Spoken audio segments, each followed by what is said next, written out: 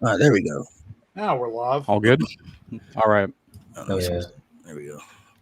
All right, everybody. Sorry, we had some technical difficulties there. I don't know what the hell happened right there, but we are now live in the cut. Welcome back to the No Name Wrestling Podcast. We're a little late than usual, so I do apologize. But today we're bringing back another Ultimate Wrestling debate. Haven't done one of these in a couple of months, so I'm going to let everybody know what the topics are here too, and then we'll move forward from there as far as the debates and all the other stuff. We'll get into it. So appreciate you guys for coming through. Thank you guys for waiting patiently. I do apologize, like I said, once again for being a little late, but you know, it's Mo's fault. It's always.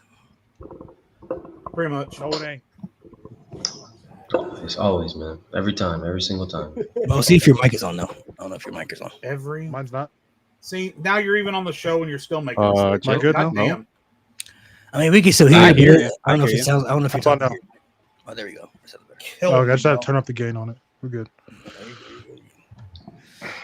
All right, so I don't remember who won the last time, but anyway, What's up, Alex? Lynn was supposed to be here. He was supposed to be on Mo's team. They were gonna get to go first, so I'll let them go first, and you guys will choose what side you want. Nate and Jade are gonna be on teams up there. Look like G to you? No, you don't. Not enough melanin. Just a little bit All right, lighter. so I'm gonna read the topics here, and then you guys will decide on the topics that you want. We want to start with. So the first topic that I have written down here is the John Cena heel turn.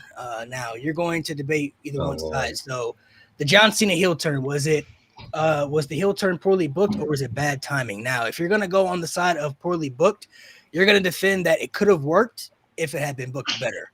If you're going to defend the bad timing, your case is going to be that it would have never worked no matter how it was booked right now, and it should have happened years ago if he was ever going to do it. So that's one of the first topics right there.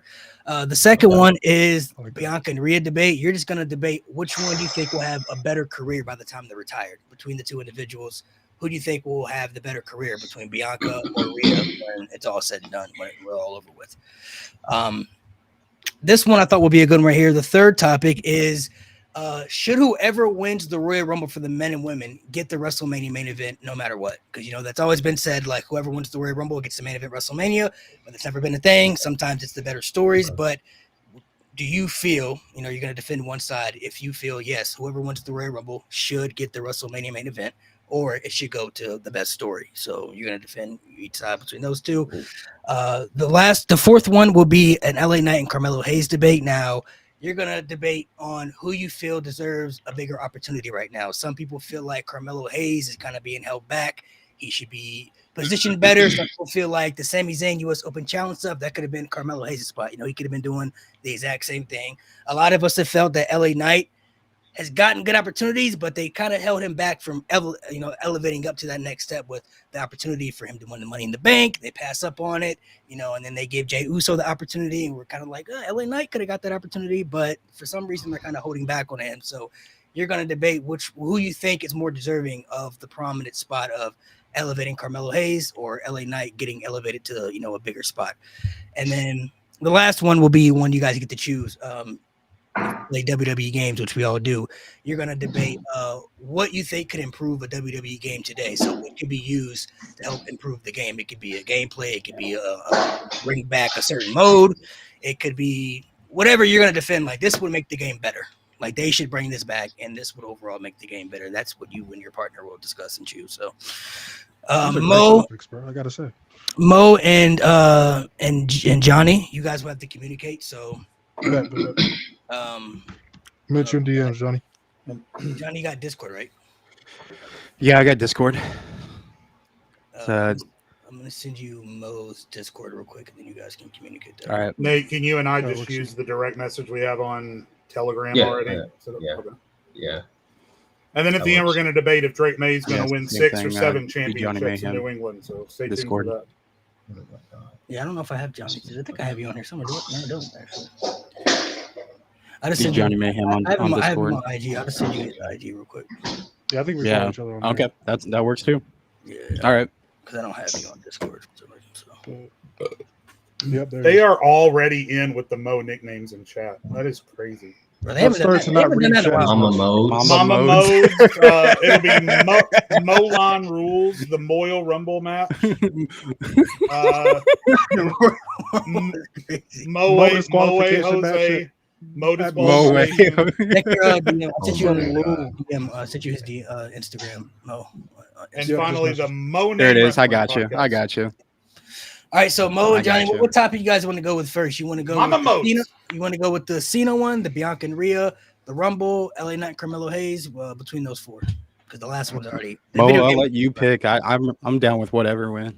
Some good ones, man. These are great topics. Mofi Kingston. Heard that one. Still good. Mofi Kingston. Love that one. Moshitatsu. King Morbin. We can do the Bianca Rhea one. All right, what side do you want to take, Bianca? Or did you guys pick that one?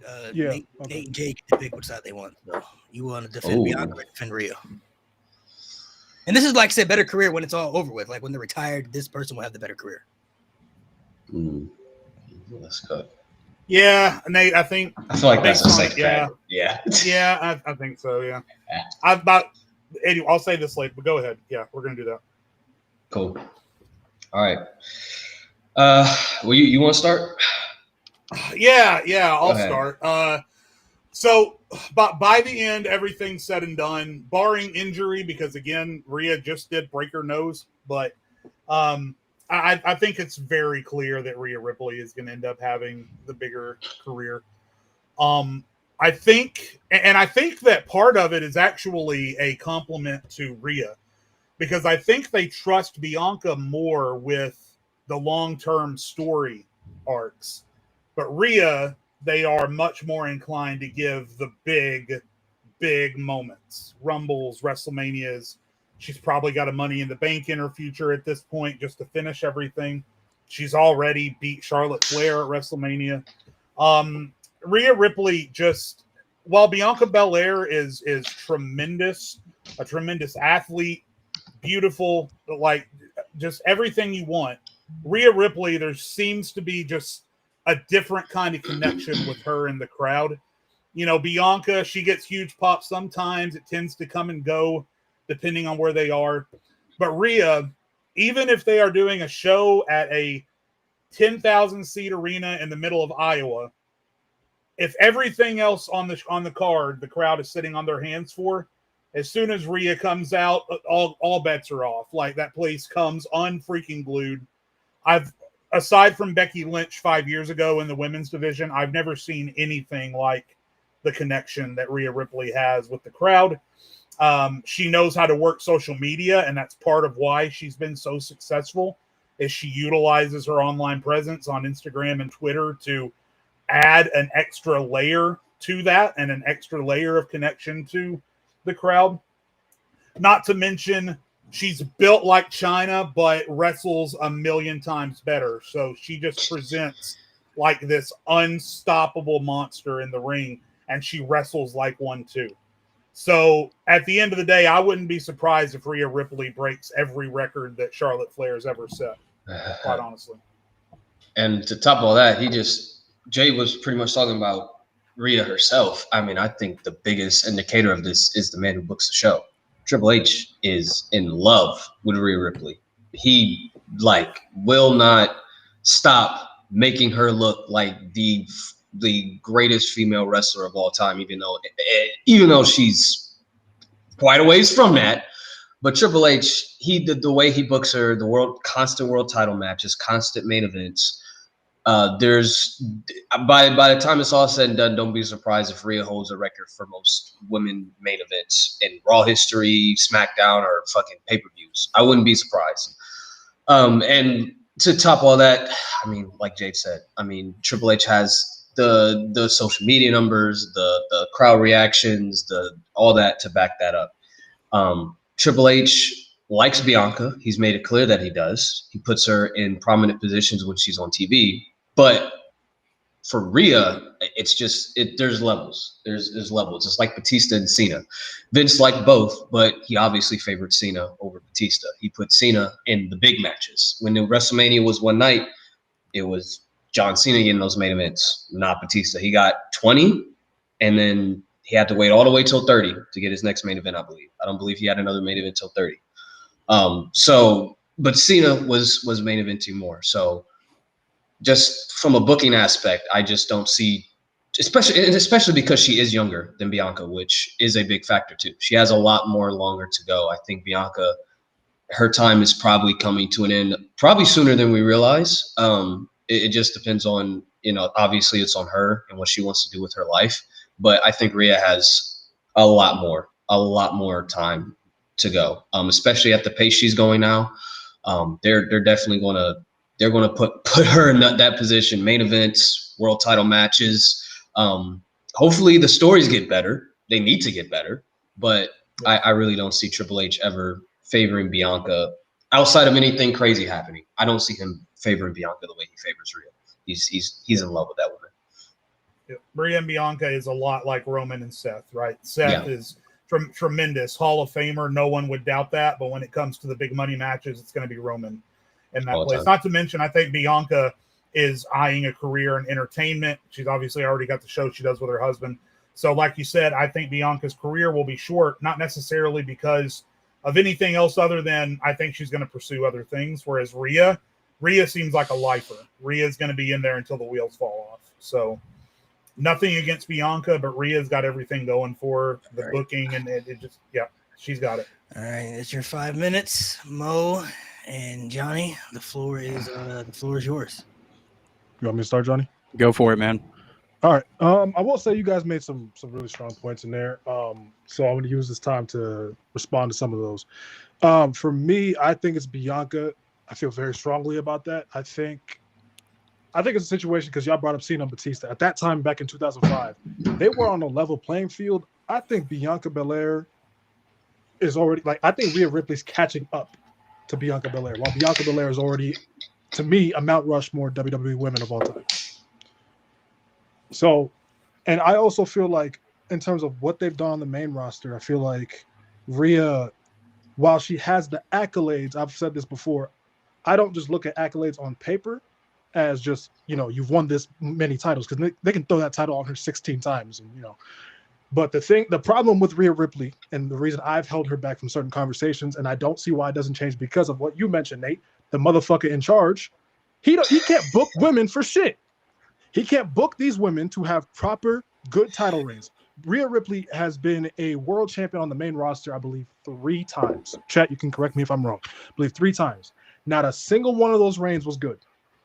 Bianca Belair, after she main evented WrestleMania, had a history-making moment with Sasha Banks, went on to have, and the whole Becky feud. So she has an all-timer feud there. She had her legendary run, right? For, I think, a year and some change. She did that as a babyface. Rhea Ripley, to me, I feel like she's done her run as a top woman, as a top heel. She's had her run as a top face. We haven't seen that from Bianca either. So Bianca can just keep adding on to what is already a legendary career. She has a lot more to do as a heel. We haven't seen that heel Bianca yet. And we've seen it in NXT, and we've seen how great she was. Imagine now that she's done all this fine tuning on the main roster, she's already become an all-time great. How much greater she can make herself and make her name as a heel when she comes back, right? I think Rhea, as good as she is as a talent, I think she's great. We haven't seen anything for me to be like, she has this incredible story or she has this incredible title reign. And again, because of the dumbass in charge, I hate calling Triple H that because he's one of my favorites, but he's a dumbass. I don't see that changing. I don't see the women being given better writing than they're getting right now. And it's been like that since Triple H has taken the reins in 2022. So I'm going to let Johnny go ahead for a little bit too. My opinion is she's the EST of WWE. She's the quickest, the fastest, the strongest. And she's proved that. And she has a hell of a record already. And I think obviously she's going to be into the Hall of Fame, like in the future. That's definitely a Hall of Fame career right there already. That's, to me, I feel like she's definitely proven to have more of a connection with WWE fans than Rhea. That's just from what I've seen. That's just the way I've seen it. I do see where everyone is saying though. Like I do see that like where Jade's point is and Nate's point is. I do 100% see that because I like Rhea Ripley as well. Like, and so it's tough for me, but this just the way I seen it is. I just strongly believe that she is better. She's proved it. I just feel like Bianca overall, she already just has way more quality than Rhea does. Yeah. Yes. And I just think she's going to keep on adding to that. Because, like I said, accolades for me, I got to look at it as, okay, you have this. What'd you do with it? Bianca, we could say she has a legendary. The only two women I can say in WWE history, or at least in the modern era, I could say had a long title reign and be like, okay, you actually did some important, good shit in it. Is Bianca Belair and Becky Lynch. Rhea Ripley's not one of those people. You guys have another and I don't minute. see that changing. You guys have another minute. You guys want to continue or you want to rebuttal? Let's go rebuttal. Let's do it. So, I mean, it's hard for me to say that, to sit here and to say that Rhea is that much better than Bianca, but ultimately the litmus test for me, and this is the litmus test for anybody, for how you are succeeding as a professional wrestler, regardless of even up to your match quality, your litmus test is what is the live crowd doing? You know, Roman Reigns said a couple years ago, well, actually 6 years ago now, which is insane, when he left to get treated for leukemia, right? One of the things he told the crowd was, you guys may not have always cheered me, but you always reacted to me. And that's why Roman Reigns, regardless of if the babyface push worked out or whatever, that's why Roman Reigns remained relevant, even when the babyface push wasn't working, is because if the crowd had just sat on their hands and not reacted to him, Vince probably would have pulled him. But every time he came out, they booed. And Rhea Ripley, whether she was in the Judgment Day getting booed or now that she's outside of it getting cheered, she has never failed to get a reaction. I can think of a couple of times where Bianca's music is hit and it's been sort of a crowd goes mild situation. Never heard that with Rhea, even back in NXT. And a lot of times the music has something to do with it too. I mean, you say here and tell me Rhea Ripley's entrance theme isn't one of the best themes ever. Not just right now, but ever. So I mean, so that's part of it too. But I mean, ultimately the theme makes the wrestler, but the wrestler also makes the theme. That theme wouldn't have worked for anybody else but Rhea. But the reactions are my litmus test, and that's why I'm supporting Rhea here. Understandable. I just think Rhea's popularity is going to help her a lot in these conversations, but she's been this popular this whole time, but the quality hasn't added up to that. The quality hasn't matched up to that. And I don't see that changing, like I've said before. But it could. That's the whole thing. Because the thing is, if Rhea was like 35, I'd be like, yeah, you might be done. Like but she's not. I don't even think she's 30. Yeah, she's not even 30 yet. 29. Yeah, she's 29. So she's got probably 10, 15 years left. If she doesn't go Hollywood, do something else. I don't. So she's got a long time, and hopefully Triple H, he gets his shit together, talks to Sean on how you book these women now. But I think time will tell. I think Triple H. I think he can. Triple H voice kills me every time. But I think he can. I think he can turn it around. I will.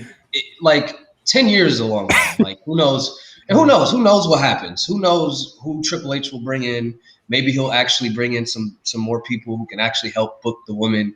Like he'll bring in some writers specifically for it, but we don't know. We don't know. So obviously, what we've been given, it's been mid. But I have faith that, especially as her popularity grows and grows, and eventually we're going to have another women's WrestleMania main event. I mean, Saudi, but in Vegas, probably. We're talking about. Yeah, it's probably these two that we're talking about. Yeah, it's going to be these two. So. Given time, we got plenty of time, man, and that's my thing. She's also so young; she's got plenty of time to catch up to Bianca. And we also said that Bianca, she could be exploring other options outside the WWE within the next probably 5 years. Who knows?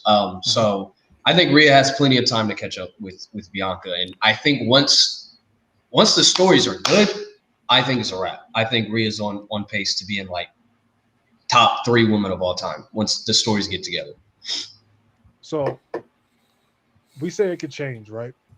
It's been 3 years with Paul with the pen in his hand. Paul, Despite that, right? Bianca Belair was able to have her legendary run during that time. Rhea Ripley hasn't shown me that either.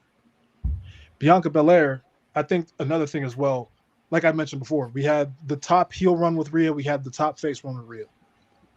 When do we get to a point where Rhea becomes stale? Because we've seen both. With Bianca, she has an instant heel turn that completely rejuvenate her if she gets stale as a babyface. Because, like I said, we've seen her do that heel work in NXT. We have not seen any of it on the main roster. Most of that main roster audience has not been exposed to heel Bianca Belair. So imagine even like 2-3 years of a great heel run from Bianca Belair. I think she's literally a peak away from being number one with Becky Lynch. You could say the same for Rhea too. She was a heel before, but she wasn't as popular as she is now. Yeah. So I feel like if you give it a few years and she does that dominant heel run, like just runs through the entire division, I think that could even put her top 3. That could put her on pace. Like that did wonders for Roman Reigns. She did it for a year. She did it. That run, it wasn't really dominant. She was dominating the men more than fucking women. Like it was her versus the men. Like because she was in Judgment Day as a solo heel, as a world champion. I like that did wonders for Roman Reigns. Obviously, he had the whole bloodline stuff, but for Rhea, I think that could really because my final point is final points from everybody. Even if Rhea does get stale as a TV product, I'm not sure it's going to matter because honestly, I think Jey Uso got stale as a TV product about 6 months ago, to be perfectly honest. But every time he came out, so when you have a connection with the live crowd, that can solve a lot of problems for you. So even if she gets stale, I'm not sure it's going to matter. It can carry you, but for so long. Good points, man. You guys both brought up some really good points. I like how Mo brought up the fact that Bianca's already had the good reign, and that was another Triple H era, and Rhea still hasn't been able to have that. But to go to Nate and Jade's point, realistically, that's the only thing that's really holding Rhea back from those conversations is just the story aspect. I mean, she has the talent. I agree. The talent is already there. She's already proven the talent is there. She just hasn't been able to get the proper stories, which isn't her fault. That is something that she obviously can't control. Obviously, reaction wise, you could both have connections, but Rhea has definitely reached a level that many people haven't reached. Maybe Becky's probably honestly the only one that you could say for the women aspect of it. But I like the point that Nate and Jade brought up. Is just the simple fact of that obviously can change at any time. And Mo brought up a good point too, is that we haven't seen heel Bianca yet on the main roster either. So that adds another different layer to her on the roster that gives her another aspect of her career. You know what I mean? Like we've seen the babyface, but the heel Bianca on the main roster, it's kind of like with Cody right now. A lot of people waiting for that Cody heel turn. What's that going to look like? You know what I mean? Like the babyface turn has been great, but that heel turn that's something take them to another level. But that's also one thing that they brought up that Rhea's already proven. Rhea's already proven she could be good at both. She was a good heel, and she's already been a good babyface. So we already know she can excel in both categories because she's already done it. I think I'm going to give the point slightly to Jade and Nate for the simple fact of them bringing up.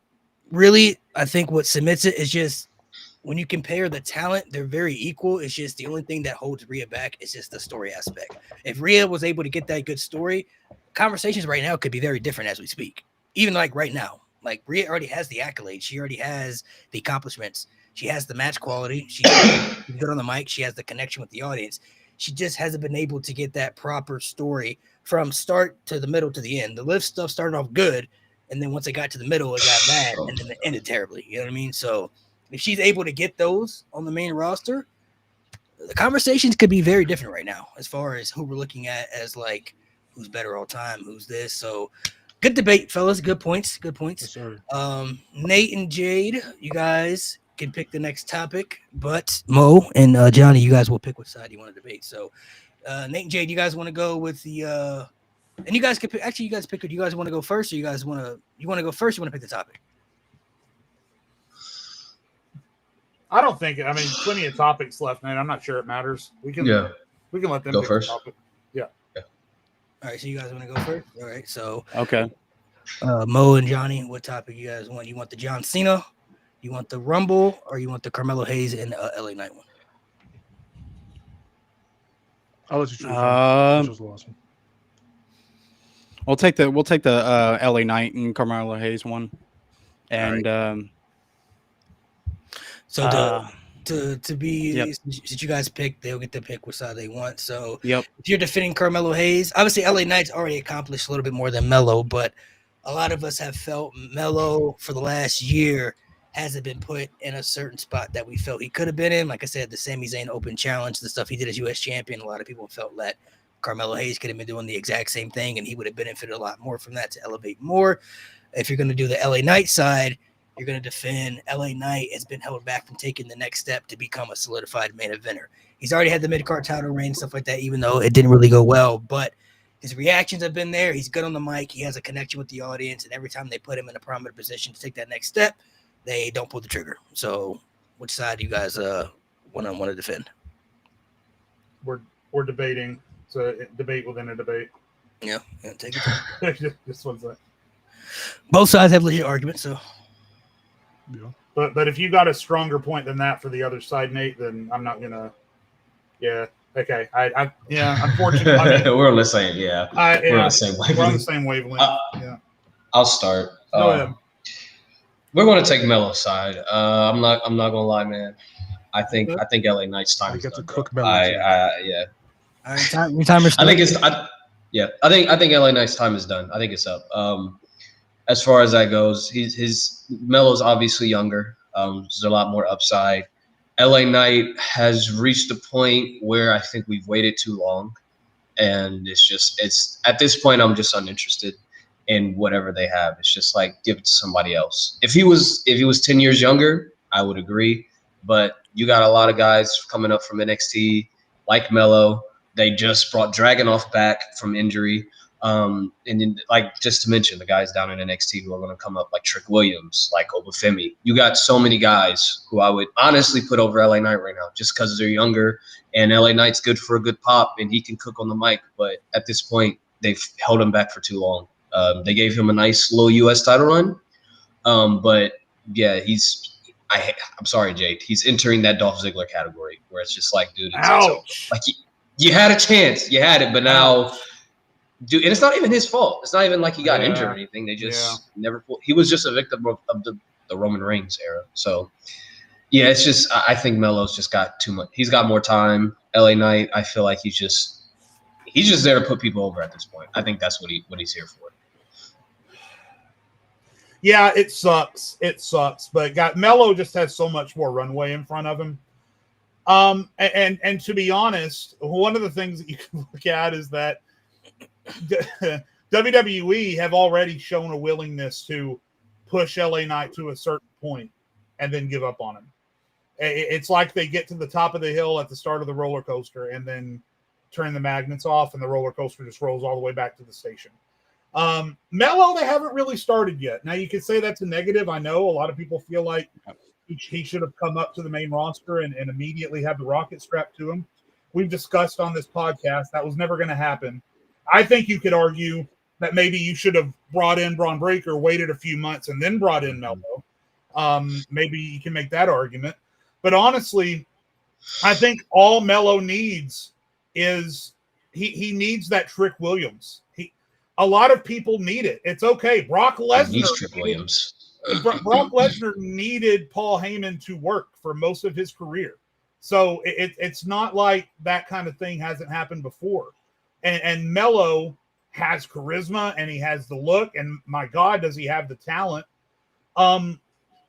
they're on the right track currently. You know, he finally ended that god awful Miz partnership, which never should have happened. Miss. But the thing is, I have faith. If there's anybody that I have faith is going to make Melo look good, it's the Miz. So I think they're finally got a solid starting point for Melo, and all they have to do is just make him a heel. He's not going to connect as a babyface. He never really did. Whereas LA Knight is one of those rare examples where he has the crowd in the palm of his hand. For whatever reason, it doesn't seem to matter. And that's one of the reasons that I'm going with Melo here, is that you cannot possibly, my litmus test is the live reaction, right? I already said that. You cannot possibly get better live reactions than LA Knight did from 2022 to 2024. Not going to happen. Some of the pops that he got, especially during like his feud with Roman Reigns or his U.S. title run, were generational pops. And if you have a guy like that getting generational pops and he still can't win a world championship, then I'm sorry, I've got no faith that he's ever going to. Whereas Melo, like I said, they barely started. It's been kind of a slow run because they've been so focused on everything else going on. But now they found a spot for him on the card. The Miz is going to make him look like $1 million. The talent never left. The look never left. Give the dude a cool mouthpiece and just let him cook. Let him cook. That's all you got to do. Yeah, and I mean, you said he needs a Trick Williams. He needs, just bring Trick Williams up. Bring I Trick, mean, I feel like after the Ricky Saints program, Trick Williams is done in NXT. He's got nothing else left to do. He already lost the TNA championship, and just that feud with Ricky to get his title, to try to get his title back, and it's over. But yeah, that's another guy above LA Knight who honestly, in a year's time, will probably get those type of reactions. And to be honest, Whoop That Trick goes crazy everywhere he goes. So even on the main roster, when he came up for the Rumble weekend on the SmackDown before, they were getting Whoop That Trick chants. So I think you already got a guy. And plus, Joe Hendry is about to go to WWE. He's going to be in NXT, and they want to call him up. So you got two guys that can move the crowd like an LA Knight. You really, it's sad to say it, you don't need LA Knight. And there's going to be a point where you're not going to need LA Knight, because you're going to have, okay, we got those two guys. LA Knight he's 40. He's in his 40s. So I think it's too late. I think they waited way too long. You're going to have people to replace LA Knight. So Mo, Johnny, floor is yours. All right, I'll go. Hold So on, if you need real quick, I just want to clarify the question. Mhm. What was the prompt again? Like, who deserves it more? You're gonna defend LA Knight, why he deserves an opportunity more over Melo. So they've had chances to put him in prominent spots, and so you got it. All right. My opinion is, if you need someone like Trick Williams to put you over, you're not ready yet. That's my opinion on that. If you need someone, a tag team that was already been done years ago, you don't need that. Not to mention, like, LA Knight has been doing this on his own for years now and still kicking it and still doing great. LA Knight absolutely deserves this shot 100%. I still think he does have time. I still think he can still go. I want to talk about catchphrases. Well, LA Knight catchphrases is way better than "I am him," or "I'm him," and "yeah" is way over than "yeah," or sorry, "yeah" is way over than "I'm him," or whatever he does. LA Knight has got that United States Championship title run, so he had that. We haven't seen Carmelo Hayes do that yet. And then, not to mention, even if that whole Miz thing was horrible, if you were really rocking with Carmelo Hayes, I feel like you would still be cheering him on and wanting him to do something more with that. But instead, you guys just like, this is ass, no one cares. And I feel like that's what we're at right now. It's just like, okay, well, if you guys are doing that, then the character's pretty much ruined, because now you guys are relying on other people to try to put him over, instead of like what LA Knight is doing and relying on himself and trying to put himself over, just not only by his promos, but by his wrestling as well. That's just the way I feel. I feel if you're doing that, you're not. If you're doing that and you're relying on other people, relying on Trick Williams to try to put you over, you're not ready yet. You're. That's just the way I see it. So Go ahead, Mo. people probably gonna hate me when I say what I have to say. I think people need to start being really honest about Carmelo Hayes as an overall package. Melo, as good as he is in the ring, especially, I think as a promo, we've already said it. The fact that he needs Trick Williams, a guy that's bigger than him, to talk for him, is already an issue. Melo as a promo, he's not terrible, right? He's not Ricochet, but he's not as believable as a guy like LA Knight. LA Knight has built this fan base already, where you can easily. I feel like Jay talks about the reactions from 22 and 24. No, they're not the exact same, but I feel like if you start telling the story of you're really going to push LA Knight to that World Heavyweight Championship, fans would eat that up so fucking fast. So fucking fast. And it's because he's been there putting in the work, getting himself over, showing himself that small little US title run showed me he could be a world champion, at least with the World Heavyweight Championship. He could carry himself as a proper world champion 100%. I think with Melo, it's obviously this is not his fault, but he's a lot harder to present than a guy like LA Knight. A guy like LA Knight, he incredible promo, all the charisma in the world, solid in-ring worker. Like he checks off all the boxes, and we've been on the show before talking about how like Damian Priest being 40 should not be a tax. You can wrestle well into your late 40s and still be great, especially with the style LA Knight wrestles. He'll be fine. Melo wrestles a more, high impact style, so him being younger is going to help him a lot with that. So, that's all good. But my thing is this with Melo, even like if LA Knight also, as well, he's shown he can be a good heel, he can be a good face. Melo, we've seen the face run in NXT. And G Baby's been on the show many, many times saying how that heel turn, that face run, mid. Because Melo, as a babyface, can't carry himself that way. Because he was put by himself a lot more than when he was as a heel. It's kind of just like with LA Knight, easier to present. You can do a lot more. Well, easier to present, easier to tell a story which fans will immediately gravitate to. With Melo, we have not seen that yet. You guys got a couple more seconds. You guys want to say anything else, or you just want to go to the rebuttals? Let's go. All right. Okay. I'm gonna hit the age. Yeah, we said that, but my point is there's so many other guys who are younger to just push who got a lot more longevity than that. And like I said, I feel like LA Knight that they waited too long at the point where it's like, dude, like he's had the world title matches. He lost. He's a fucking loser. He loses every big match. Like he's entering that Dolph Ziggler category, dog. Melo has a lot more time. He's got a lot more time. That this Miz thing, Miz is going to put Melo over. When you said that we hated the fucking tag team, yeah, because that shit was ass. I mean, LA Knight, fucking Maxine Dupree, that shit was ass. Or whatever the fuck his name was, Max Dupree, whatever. That shit was ass. But they overcame that and they dropped it. And so Melo, they dropped the tag team. Finally, now we can get behind Melo. Now there's a story that we can get behind, and we can have the Miz can put him over as a babyface, right?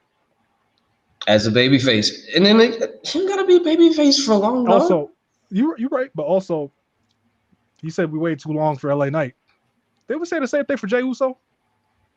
Jey Uso. Here's the thing. Here's the thing about Jey Uso, though. That's true. This is the thing about Jey Uso. LA Knight does not have a 4-year story behind him.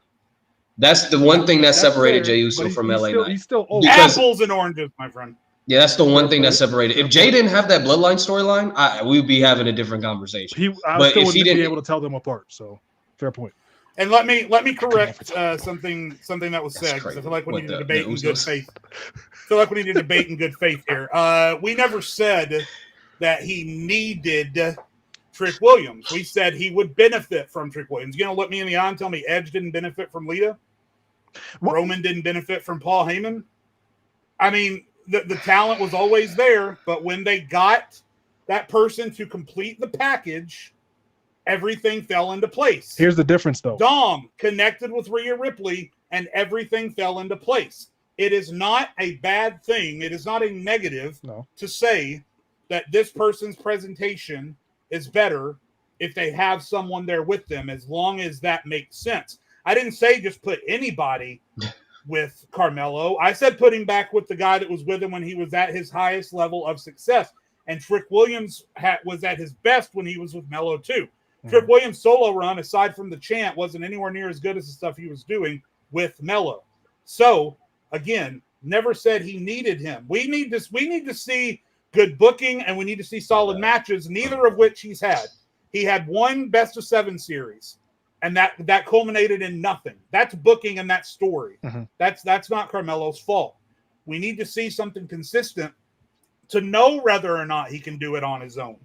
And I'm not saying that he can't. All I'm saying is if you want to soft launch him and get him going, a good Kickstarter would be to put him back in the position that he's already found success, and that is with the hype man in his corner. That's it. Okay, fair. So my thing is the difference between like an Edge and Lita, Roman Paul, and then like a Carmelo and Trick. Edge didn't need Lita to do a big part of his job, which was talk. Roman didn't need Paul to talk. Roman could talk. Melo's gonna need Trick Later to on, talk he to him. could. Yeah, took him a while. Don't get me started. But I think the problem is Melo's going to need Trick to do a big, important part of his job. That's a big part of getting yourself over. Who's to say Trick doesn't benefit more from this pairing than Melo does on the main roster, considering how that main roster audience is? I don't even think it's a point where he needs to cut promos for him. I just think it helps to have him by his side, and they bounced off of each other very well in NXT. It's kind of like how the Usos were. They always, when they do promos, they bounce off each other. You know, they say one thing, next thing, one thing, next Jimmy thing. backpacks, and then Jay, writes his name on the paper. You ever seen this shit? They go back and forth to be like, No, I'm talking about recently. That should be hard. No, I also think it's day, potentially a bad faith argument when you start arguing, instead of arguing on behalf of your guy, you start arguing against the other guy. Because I don't want to. I've avoided it this long, but I mean, someone's got to call out that 50% of the time that LA Knight tries to do his big moves, he messes them up. So does Carmelo Hayes. He went one-on-one with Cody Rhodes. Cody tried to put him over, and then that dodged. So again, this is supporting my point. I'm saying the bad faith arguments are when you start attacking the other guy. I'm saying I could have done that initially, but I didn't. I'm going to now that it's gone that way. But I'm saying that I don't want to focus on what LA Knight is not able to do. I want to focus on what I know Carmelo Hayes is able to do. And he has had sustained success at the top of a card as a world champion. And he did that with the hype man in his corner. I'm not saying he needs that for his entire career, but I don't understand. I will never understand. He is the latest example in a long list of examples when you take a guy that was finding success in NXT, take away everything about him that made him cool, and then put him on the main roster and expect for it to work. So I think he should have come up with Trick. But since he didn't, he ended up where he did. And he'd be in a better spot with him. That's all I'm saying. It has nothing to do with anything else. So I think the difference here is between LA Knight and Carmelo Hayes. I think Carmelo Hayes, we're saying he deserves these positions off potential. I think with LA Knight, he's proven himself to be able to succeed at that level, but they just haven't given him the opportunity to do that. Like I said, if they start telling that story on Monday Night Raw, I feel like people will eat that up very quickly if they tell it properly. So I got a question. Okay, shoot. Who would you put? LA Knight, world champion. Who are you putting above him, like first? Because there's a list of guys I would put before LA Knight as a world champion. If I'm being honest. Pepsi Phil. Absolutely, obviously. OTC, I guess. Yeah. You guess. Seth, obviously. I think that's it. Braun. I put Braun before him. Braun. I put Braun and Bronson before him at this point. Oh yeah. Gunther. There's like 6-7 guys. Nah, I'm not gonna bring him up again.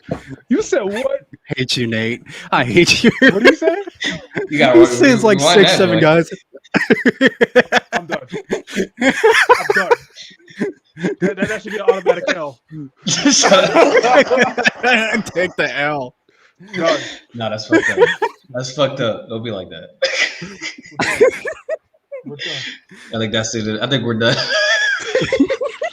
Malik, what's the final verdict? Can someone That's the explain only way what, we can end 6, it. what does that mean? Like, I feel like I unk every time. Dude, I hear it. What does that mean? it's just something to piss off like us It's old just heads. I have That's to- all. That's I- all it I have is. to explain. It's I have like to explain. 21.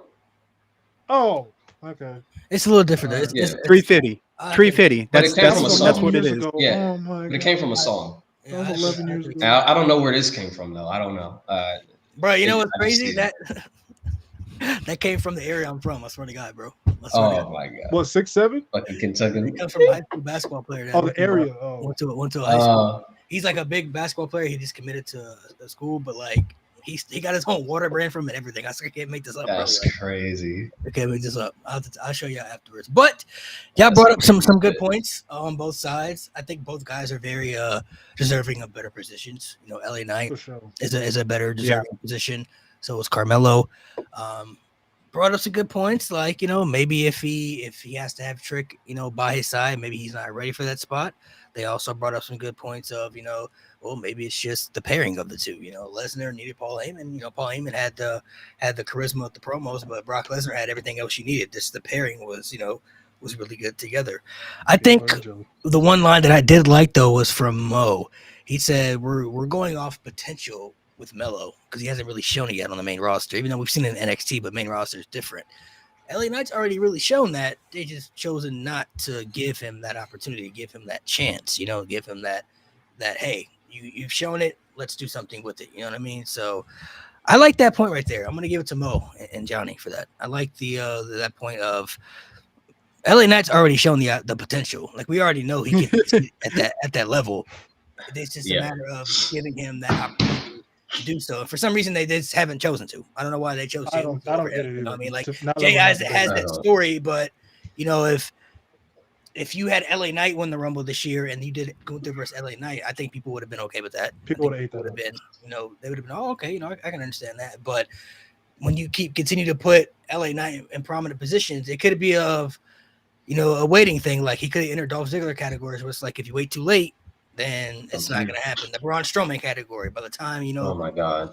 by the time they finally gave it to Braun Strowman, it was too late. You know, That like, was nobody way cared too late. anymore. Dolph, it was okay. Could have did it at but Crown Braun, Jewel, Crown Jewel 2018 was the time, and they squashed which it. is funny. They squashed it, bro. And we'll be covering that. Yep. Couple Oh, weeks. yeah, just wait for that. Oh, Couple yeah, weeks. I I gotta hate rewatch that show just to remember. Hate you for that, Malik. I hate you. No, just wait for that. It's gonna be Why'd you pick that, Billy?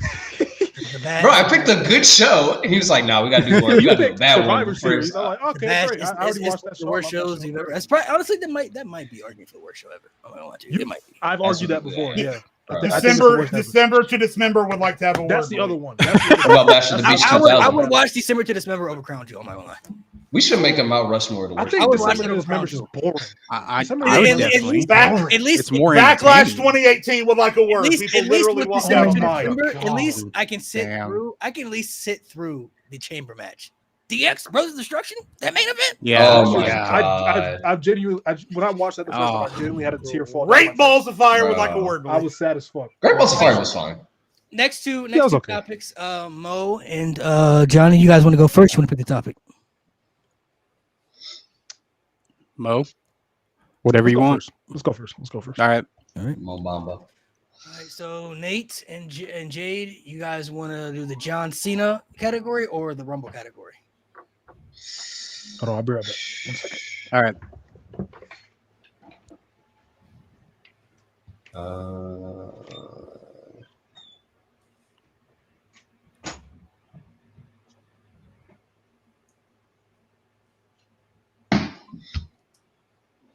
Yeah, I mean it's kind of toss and turn for me. So that's I'm good with that. All right. We're gonna pick the Cena. What side are you guys gonna pick? You picking the defending it? It would have worked if it was booked better, or no matter what they would have done, it never would have worked in 2025. Cena and who? It's the John Cena category, so it's the heel turn. Oh yeah, So- the heel turn. So you're gonna either defend the side of the heel turn could have worked if it was booked better, or it would have never worked in 2025 because of the retirement tour. Like it was too late for them to do it. If they were gonna do it, it would have been better years ago.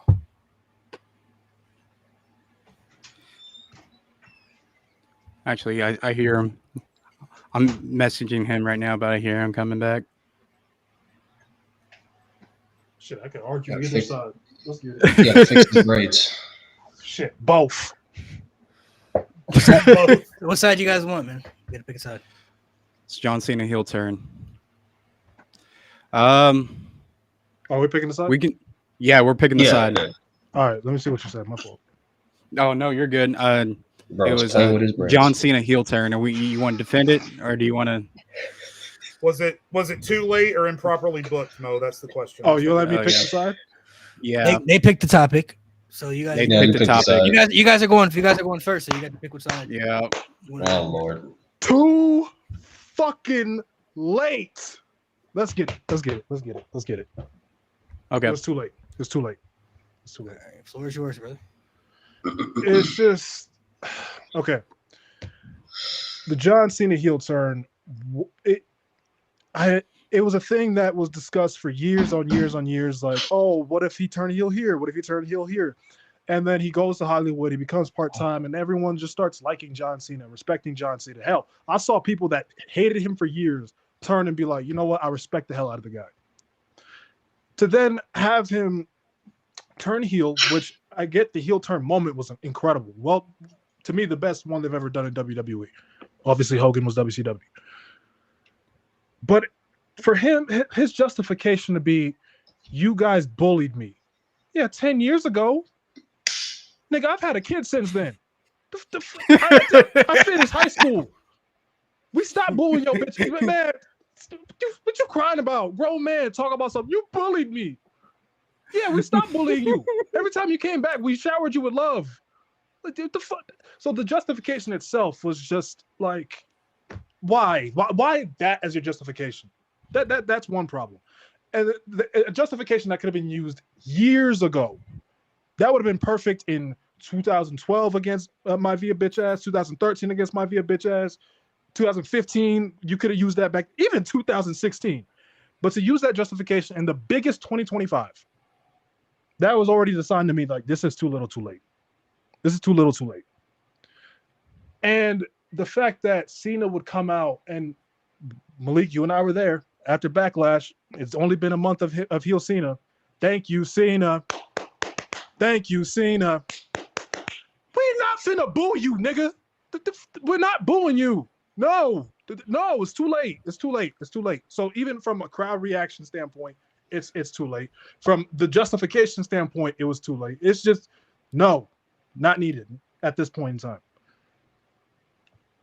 Oh yeah, 100%. It was too late. I 100% agree. I mean, John Cena's talked about it on Chris Van Vliet's podcast before. Whenever Chris Van Vliet did an interview, he was gonna turn heel back then. He had everything. He had full gear. He had gear ready. He had music ready. He made a whole new song ready for it. He was ready. And Vince McMahon pulled him aside and said, "We're about to do it. We're about to do it."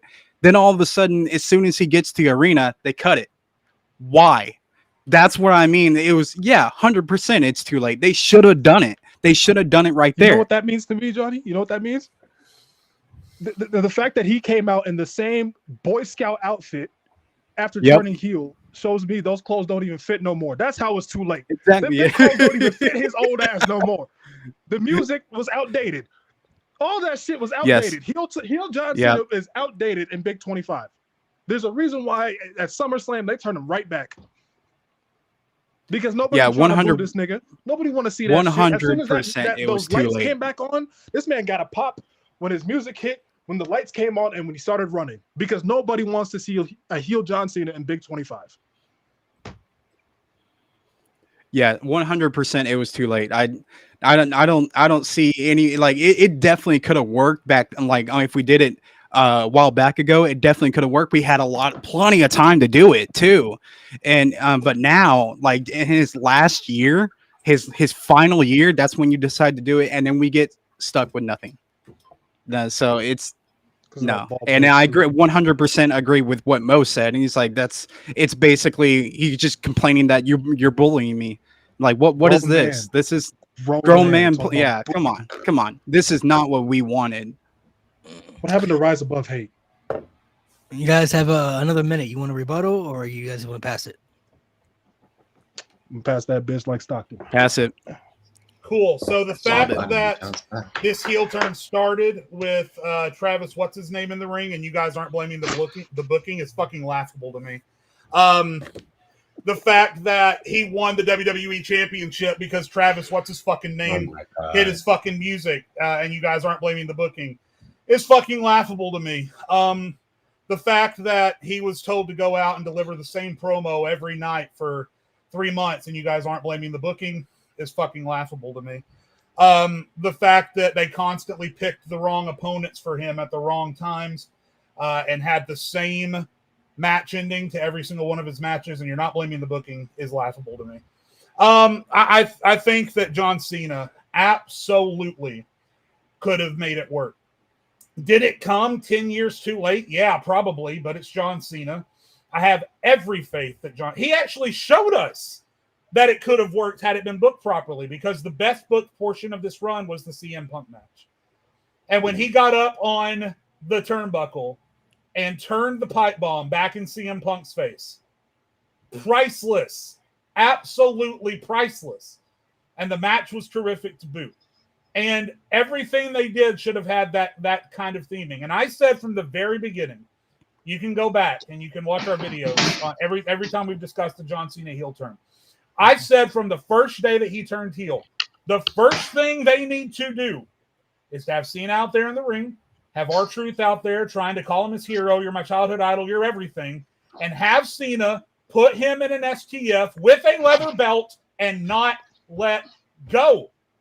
People didn't want to boo The Rock when he came back either, but they had to after he damn near killed Cody Rhodes in the parking lot. If you're going to become a bad guy, if you're going to try and turn into the face of the crowd wanting to cheer for you, you got to give them a reason to not cheer for you. And they never did. They never gave heel John Cena a reason for the crap. Maybe they thought that promo idea for, oh, I'm breaking up with you, which was funny, but maybe they thought that was going to be enough. As soon as they realized it wasn't, they should have had him do something to make us want to boo him. Tearing apart a defenseless Michael Cole, or assaulting R-Truth, or whatever you want to do, but you had to give us something, and they just didn't. And he showed glimpses and flashes throughout his run. Some of the stuff he did with Orton, again, the reverse pipe bomb. Even the last kind of segment he did with Cody, where he just said, hey, I'm too good for this shit. Peace. I'm going to film a movie. That was awesome. And they waited until the very end to show any of that shit off. So absolutely, if this was booked better, if they had given us a reason to hate John Cena, we would have hated John Cena. They just didn't. Yeah, I think it could have been booked better. You didn't have to have Cena be, oh, you guys are bullying me. Oh, no, like that. I agree with you, I wasn't buying that. That shit was corny. But you could have shown a desperate John Cena, like knowing this is last year. I need that world title. That's why I'm turning heel. That could have been his entire justification. I need 17. That's it. That could have been it. I'm the greatest of all time. What the fuck? I need this shit. I can't wait till we're done. Even though, God bless, if The Rock would have stayed around, could have been a corporate champion. But you get rid of The Rock. You get rid of Travis Scott. You just have John Cena be desperate. That's it. Oh, damn. Yeah. Damn. That's crazy. Damn. Chill out, Travis, man. It's my dog. No, you could have literally just made it Cena desperate to be champion, to hold his championship. That could have been the story. You didn't have to have butthurt John Cena because he's mad over shit that hasn't happened to him in like 6-7 years. But oh my god. But yeah, no, you could have doing this on purpose, bro. No, but you could have written it so much better. You could have also given him different opponents beside a blast from the past for fucking 8 months straight. You could have booked it a lot better, and it could have actually worked. And John Cena didn't even have to be like, you could have just been like, I'm desperate. And then the fans be like, hey man, you're great, man. This is not you. And then you could turn him back. You could have told this story so much more better. Take away Travis, take away The Rock, actually make it about John Cena, actually make it about him wanting to be champion. Could have been so much better. It could have worked. You could have made it. You think about something like when Kofi Kingston became world championship, right? And ultimately, everyone will say that championship run, if you had to say whether it was a success or a failure, you'd probably say it was a failure. But not because it came 10 years too late, but it's because it wasn't booked correctly. He wasn't put with the right opponents. He wasn't put into a position to be a real champion. He was an underdog the whole time, which sucks when you have a world champion that still wants to be an underdog. And then obviously how it ended with Brock Lesnar. Regardless of when that title reign came, if it had been booked well, it could have been a successful championship reign. Same deal with this. Regardless of when it happened, regardless of what his reasons were, if they had booked it correctly, given us a reason to care that he became a bad guy, it absolutely could have worked because it's John Cena. He can make anything work. They didn't. So go ahead, Mo. It's time for your rebuttal. Here's the thing, right? With my rebuttal, I'm not even going to dispute most of the shit y'all said. I agree with a lot of it. But here's the problem, right? You bring up the fact that the best part of the rivalry, of the run, was the CM Punk stuff, right? Tell me it wouldn't have been better in 2012, in the summer of 2012, heel John Cena after losing to The Rock, and face CM Punk wouldn't have printed money, dollar signs back then. That would have been way better back then. It would have helped a very stale ass 2012 product, and it just would have made way more sense. I think the thing is, like, those 10 years with Kofi fueled that Kofi run. Those 10 years of us waiting fueled that Kofi run. The 10 years, the fact that it was 10 years too late with John Cena, what is the inherent problem with all of this? I don't want to boo that motherfucker. He just told me that he's leaving. We're saying goodbye. I don't want to boo you.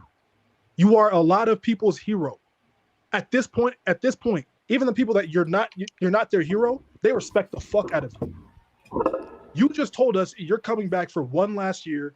You're saying goodbye in every city. You know, you got all this merch made for all these cities. And you're wearing that merch, you're coming out, and I'm supposed to hate you when you're repping my city?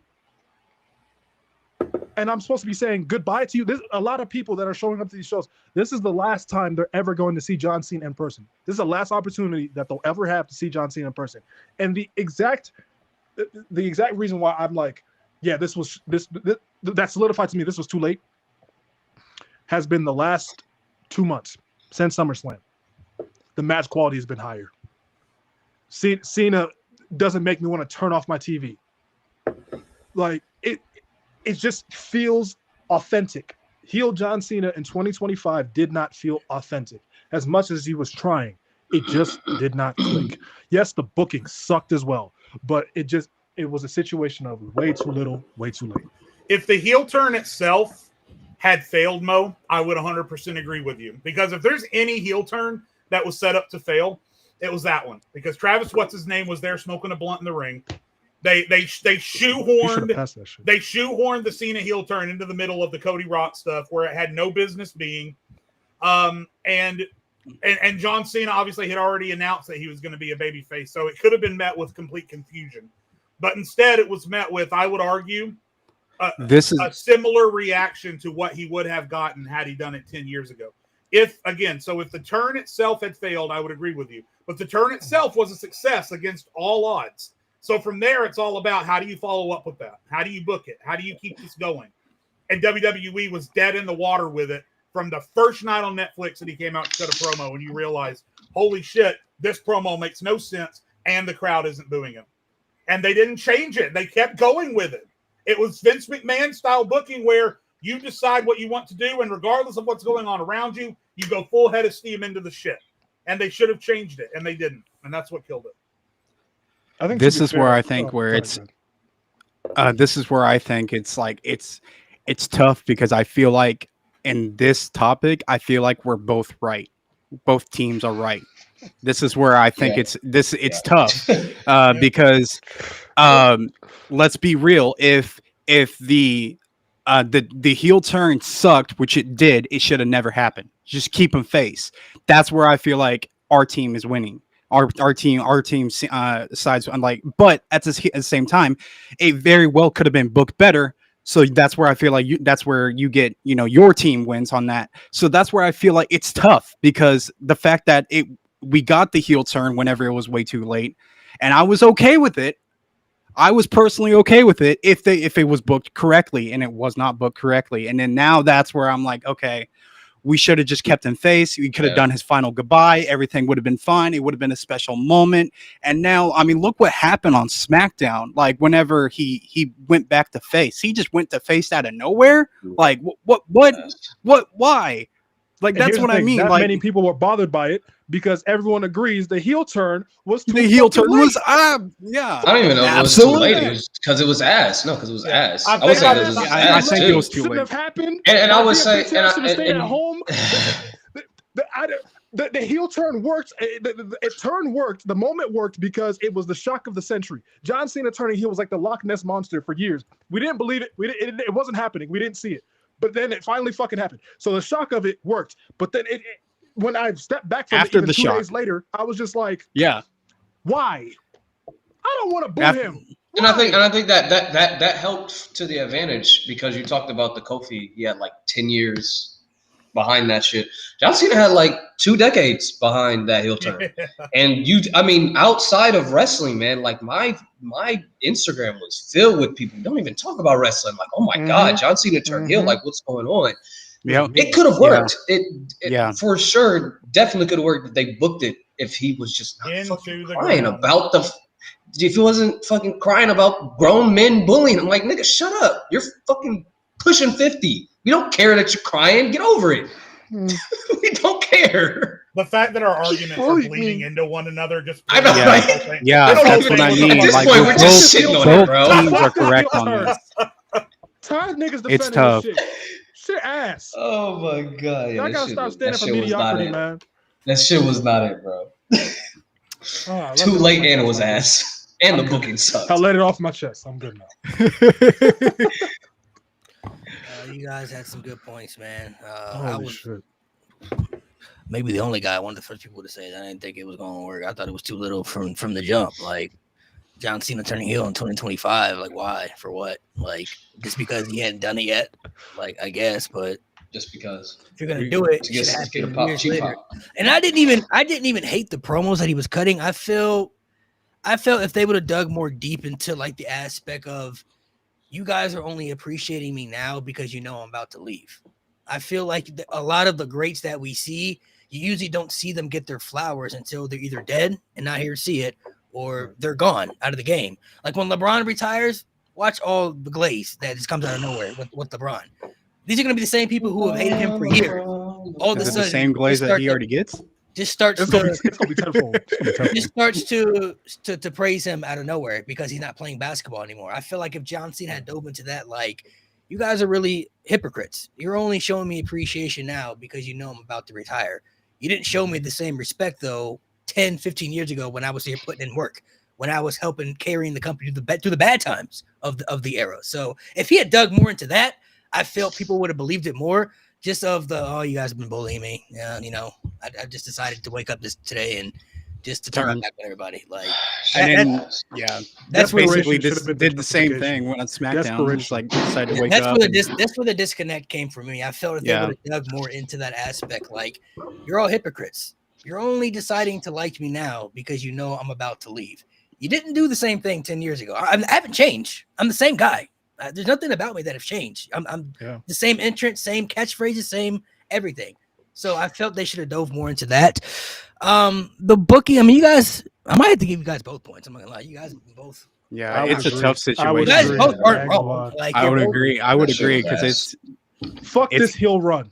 Right, dude. I'm tired of people defending mediocrity, man. Like, y'all part of the problem. This shit ass. It's not good. It shouldn't have happened. It's really not, bro. It's not good, okay? Like, I love John Cena to death, but it wasn't Same. good. same. It wasn't yeah. good, man. It shouldn't have happened. I feel like maybe if they had booked it differently, maybe it could have turned out differently. Maybe it couldn't have. Who knows? It's Maybe. Who hypothetical. knows? And It's just maybe a if that big- bald bitch showed up to work, maybe it was. Who knows? Who knows, man? Which one? But then again, though, goes to Jay's point. Like, he didn't really need them. to be there to turn heel. John Cena He did really The Rock didn't, or bro. Travis Scott. Could just did it by himself. If he had turned heel at Mania, That would, yeah. it would have been. They should have leaned into. more sense. They should have leaned into the desperation aspect because of Cena's losing streak. He kept losing, so if he would have been like, okay, I'm about to go. Like I keep fucking losing. I don't care if y'all like this or not. I'm gonna do this. I'd have been like, okay, that makes sense. And can you imagine the pop if he had rolled to the edge of the ring after a third Crossroads and wrapped that Thugonomics chain around his knuckles? Oh real my tight? gosh. Oh my god. The pop, Like, dude. come on. Yes, I would have loved Should have. They A lot of things they They should have could have done. did the typical move, like when they're both in the corner, the ref like back his turn, and then Cena just kicks him in the nuts or something. Like, Yeah. people would that. have Would have been been like, one of "Whoa, the greatest what the fuck? You just closings to kicked him in the nuts." WrestleMania Like, what's ever. Remember the heel turn, Daniel Bryan, 2018. You could have That- done the exact Yeah. same thing, Yeah. and it would have worked. Yeah. I don't know. I That don't know. precisely that. All right, I'm gonna give you guys both points on that one because you both are wrong. Technically, you guys both brought up some good points. I would So, agree, man. you guys both get points, so it's still tied. Now we got the Royal Rumble aspect. So since you guys, Nate, and you guys, whoever went first last time, I think it was Nate and Jade. We got to go first. Yeah. Or no, Mo and Johnny went first. So Nate and Jade, you guys get to pick this time. Do you guys want to defend? No matter who wins the Royal Rumble, should main event WrestleMania, because that's the concept of what the Royal Rumble means, and can make the Rumble feel bigger and more important. Or is it the best story? Whatever the best story is going into WrestleMania, should get the main event. So you guys decide what side you want to take. Because this is, for some reason, people think this is like a new occurring thing that whoever wins the Rumble gets the main event when it's never been a thing. For being honest, like they just pick and choose what year they want to do it. I really do. Well, are we still doing the video game one? That's the last one. That's That's the Okay, last one. okay. Cool. All right. Cool. Just wanna make sure. Okay. Yeah, I think we're ready. all right. What side are you guys picking? We firmly believe that whatever is carrying the program as the best story needs to be the main event. All right. Mm-hmm. Floor is yours. And one of the reasons I believe that is WWE themselves, if you pay attention to the wording every year, have given up on the concept that the Royal Rumble winner is the main event. Sometimes they say that, and if you pay attention, usually when they say that, it's because they plan on that story being the main event. But a lot of times over the years, if you listen very closely, they will say very clearly the winner gets a championship match at WrestleMania. So that's one thing, is that if WWE doesn't even want to do it that way, why should I? Secondly, the Royal Rumble winner, very rarely do you have a situation like with Jey Uso this year where it just comes out of nowhere.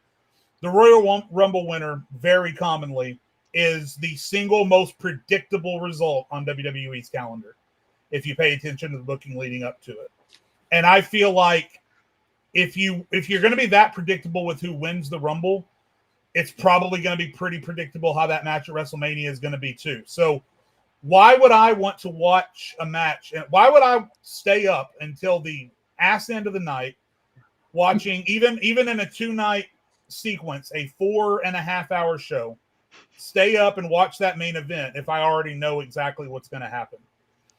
Wrestling and storytelling is built on unpredictability. And so I think it's important that we understand that the championship match is not always the best story. I think that they went away from that because they understand that a lot of times the winner of the Rumble is predictable, and they don't want their Mania matches to be predictable.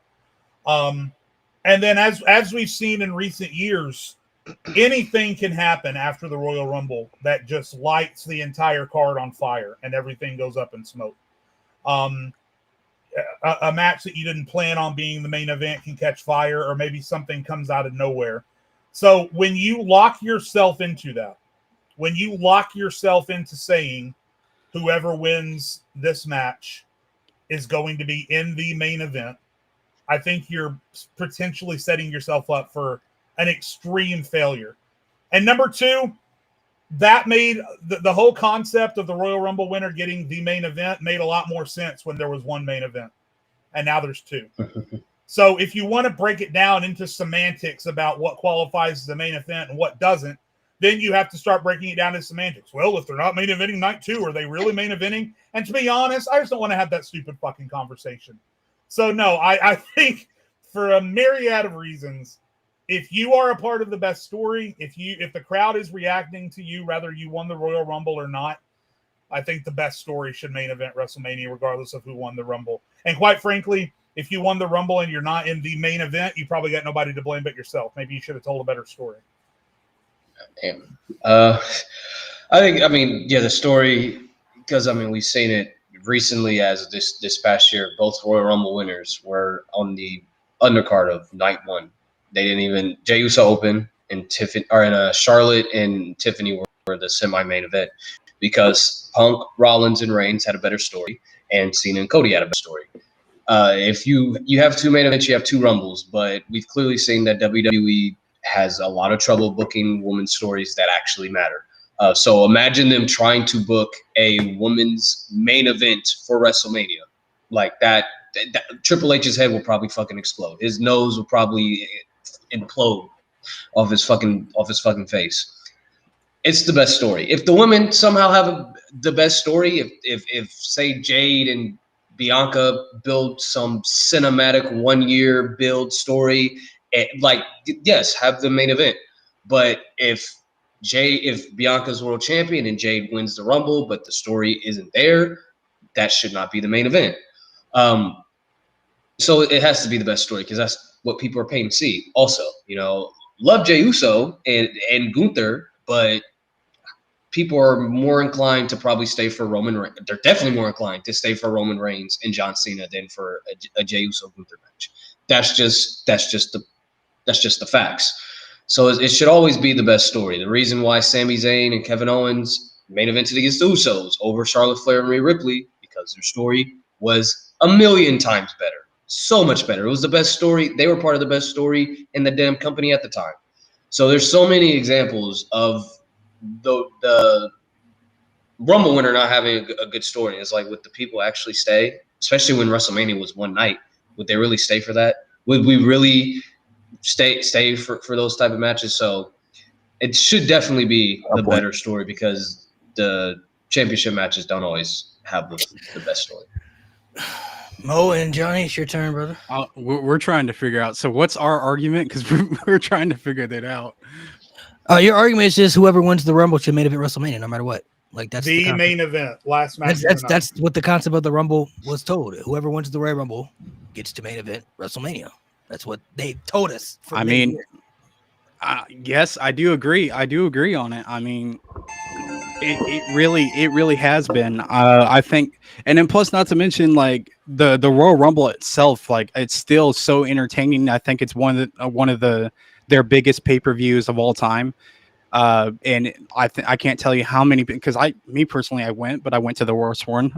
So I went to 2022. So yeah. Oh yeah, it was bad, but still it was the aspect of like, also that was my first WWE event. But the aspect of seeing how everything goes down is so entertaining for me to watch. And then plus having the winner of it does deserve to go to be the main event of WrestleMania. I think I found it entertaining. I still think the story's there. And then plus you still have the underdog story of like anybody could win the Rumble. You can even have like a mid card or whatever win the Rumble, and then have that kind of underdog story. I have no idea. Wait, Mario Kart. I was gonna ask, but it's my text tone. Sorry. Oh, okay. That was like time's up. Yeah, no. You go ahead, Mo. I'm gonna attack 2 points with this, right? I think one thing is integrity. Stop lying to me every year and telling me that you're gonna have them main event WrestleMania if they win the Royal Rumble. If you're gonna set that in place, then fucking do it. Don't spit in my face and call it rain. Okay, that's one. Two, that goes into my booking. You have a whole motherfucking year to book the Royal Rumble. Triple H, you have a whole year. And Michael P.S. Hayes, get the fuck out of the room. You have a whole year to Yes. figure out who is going Please. to Bruce be in Pritchard. your main events of Bruce WrestleMania. Pritchard. More times than not, they're going to be world championship matches, right? You should know, okay, this is who I want to main event WrestleMania. They're going to be in this world title match. Book it so that the story matches up to be in that prominent spot.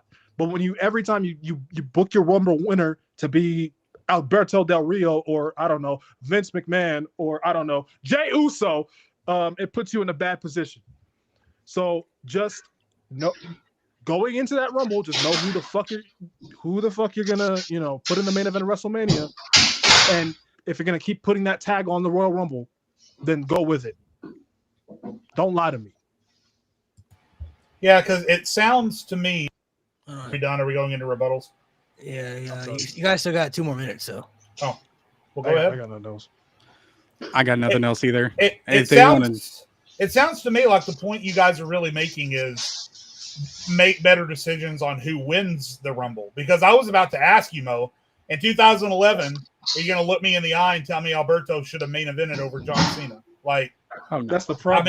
I mean, That's part of okay, it. so I don't. so think if you're telling me that the argument is more about making sure the right person wins the Rumble, then okay, I'm down for that because obviously there have been questionable Rumble winners in the past for sure. You have a full, I Um, mean, just like Mo said, you have a full year. I mean, why Yeah. not? You Yeah. have a full year. You know what to do. So For sure. it's a situation where obviously when you start throwing in the idea of the right person winning, that sort of muddies the waters a little bit. But I think just in general, if we assume that WWE are going to continue to have inconsistent quality of winners, right? For every Becky Lynch, you have an Alberto Del Rio, right? If you're going to continue to have inconsistent quality in who you have winning, then I think the best for everyone is to definitely never assume or don't tack on the Royal Rumble winner to your WrestleMania main event. And again, I think that's a lesson that WWE has learned in recent years, and I think that's why we're having this conversation in the first place. But like I said, Mo, you say WWE needs to quit lying to me. But again, they have not consistently called this a main event securing victory in years. For the most part, they just say that the winner gets a championship match at WrestleMania. That's probably exactly what they're going to say at Royal Rumble this year. So I don't really think that they are lying to us anymore. I think they're being honest about it now. What I'll say about that is, at the end of the day, the Royal Rumble is a big 4 pay-per-view. The Royal Rumble is one of the most important shows that they have all year. Maybe put your most important winner in that Royal Rumble and have him win that motherfucker, because you know you're going to have him main event WrestleMania. I've always thought it was more important than the Chamber. I've always thought it was more about this match only happens once a year type deal, not necessarily, the best decision is always going to win. It's you only get a Royal Rumble once per year, and here it is. I mean, Saudi Arabia notwithstanding, but those are glorified house shows. I don't give a shit about the greatest Royal Rumble. Who cares? So you get the Royal Rumble, a real Royal Rumble once per year, regardless of who wins. So I don't necessarily think it cheapens the Big Four aspect of it. I just think it's a situation where we've all come to grips with the fact at this point that when you win the Royal Rumble, you definitely get a championship match. And the fact of whether or not you main event, if you have a Seth Roman Punk story going on, sorry about you. You're not main eventing. But that also goes into it. Like, Royal Rumble winners, you should be booking them with better stories. You shouldn't be half-assing your Royal Rumble winner. You shouldn't be half-assing championship matches going into WrestleMania. If they clearly, here's a perfect example. Obviously, Taker and Shawn were always going to have the better match than Triple H and Randy Orton. But they told a story that, with Triple H and Randy Orton, they told a story that justified them main eventing over Undertaker and Shawn Michaels. I think if you can keep doing that, where your Royal Rumble winner has important stories that justifies the main event of WrestleMania, we wouldn't have this problem. Where WWE has to keep changing the verbiage every year. You have to remember I mean, this goes all the way back to when CM Punk left the company and went on the podcast with Colt Cabana. Remember the conversation he said he had with Triple H. Triple H told him, "You're going to have this match with this person. CM Punk said, I want the main event. Triple H said, well, you're in a match with this person. That is the main event. And CM Punk said, no, the main event is the last match. Yeah. So it's just the WWE has never looked at the last match being the main event, even though every knowledgeable wrestling fan that watches knows what CM Punk knew at that time. The main event is the last match. You're going on last, you're the main event. But WWE has never had that. And I don't know if WWE is the company that you want to look at and expect them to change their thinking. It's certain things because they're not gonna. So they'll have a 6-match card and have a triple main event. So Yeah. You guys done? I think so. That's all I got. Yeah, I think there's more. There's no more needs to be said. You guys want nothing else? All right. Fair points. Fair points. I think it goes both ways. I'm gonna give it to Jade and Nate though. I think they brought up some better overall. Oh yeah. Points. I do think though, one thing that I think could have been brought up for Mo and Johnny's point, which you kind of did a little bit, but yes, the best story should always main event. But if you have the Rumble winner, you can easily tell the best story with the Rumble winner, no matter who it is. You know what I mean? Like it's not hard to do. We've seen that happen many times. You know what I mean? They did it with Jay. You mentioned with Randy and Triple H and all that stuff. Like Taker and Shawn, yes, they had Taker and Shawn had the better match, but Randy and Triple H had the best story going into that WrestleMania. You know what I mean? So that made sense for them to be the main event. That was the most interesting story. Just obviously the match didn't deliver, but if you tell the best story with the Rumble winner, it can be done. So if they were to do that, yes, whoever wins the Rumble should main it, and it could help the Rumble feel bigger to itself. Like if you win it, you're getting the WrestleMania main event. Like it's a for certain thing if you happen to get it, but it's never a for certain thing though. So they brought up better points. Last topic will be one that you guys can choose. This is WWE video games. So what do you think would make the video games better today? Is it adding a new feature? Is it bringing back a feature from the old game? Is it getting rid of 2K in general? Like whatever you want. Oh, that's an option? Yeah. That's crazy. Wait, say that again? Whatever you feel can make the video games better today. So all right. I'm gonna just hate. Yeah, I would just hate on 2K. I was like, no, you and me both, brother. You and me both. But all 2K games not been bad though. They've had like one bad game though, for being honest, out of the whole series. Battlegrounds. No, I'm saying like 2K, like the 2K. Oh, the You main count series. Battlegrounds. Come on. Main series. I disagree on that whole thing. If we're being honest though, we've had people come up here and say like 2K14, 2K19, like top 5. Like, yeah, 19's great. So, like, yeah, 100%. I think 14 and 13. When I think 13 is whenever they started. 2K has shown they can have good games. Yeah, they're just not consistent with it all the time. Because I could really attack 2K fans because some people defend the bullshit they do. They're just not consistent with it though. But what would you add to, like, it could be bring back Road to WrestleMania. It could be fix the GM mode to make it better. Whatever you think. I think our team I think is good. Right? Only one. Yeah, thing? can we do one thing or is it multiple things? If your one thing goes into multiple things, then you could do that, but it has to be one specific like. Oh, all right. Okay. All right, we. You can't just be like this. Like it has to be like this. But damn, because we. I mean, there's obviously many things. Mm-hmm.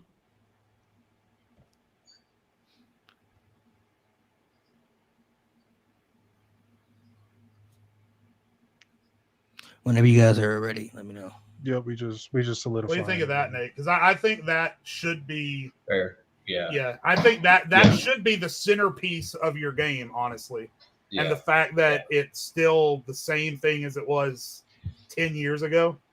Since you guys won the last round, you guys want to go first, or you want to go? Well, we can go first just based on I think we have our topic, and we can go ahead. That's fine. Give our side while they're good. Yours. Nate, you want me to start, or you want to start? I'll start. Okay.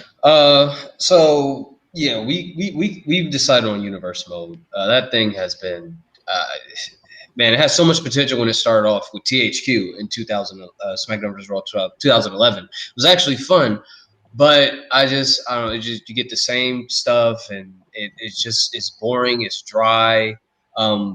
Universe mode is just not. It's not it. And they had my GM now, but even I feel like universe mode should be a lot more fun. And like Jade said, that could be like the centerpiece of your game. That's like, it's your universe, man. Like this should be like you can control whatever it should just be more in depth. You should have more power. You should, there should be more a better system in place for you to have fun and actually control your universe. Like you should be able to run these shows the way you actually want to run these shows. You should be able to put promos in and have just the different things that should be added to this mode.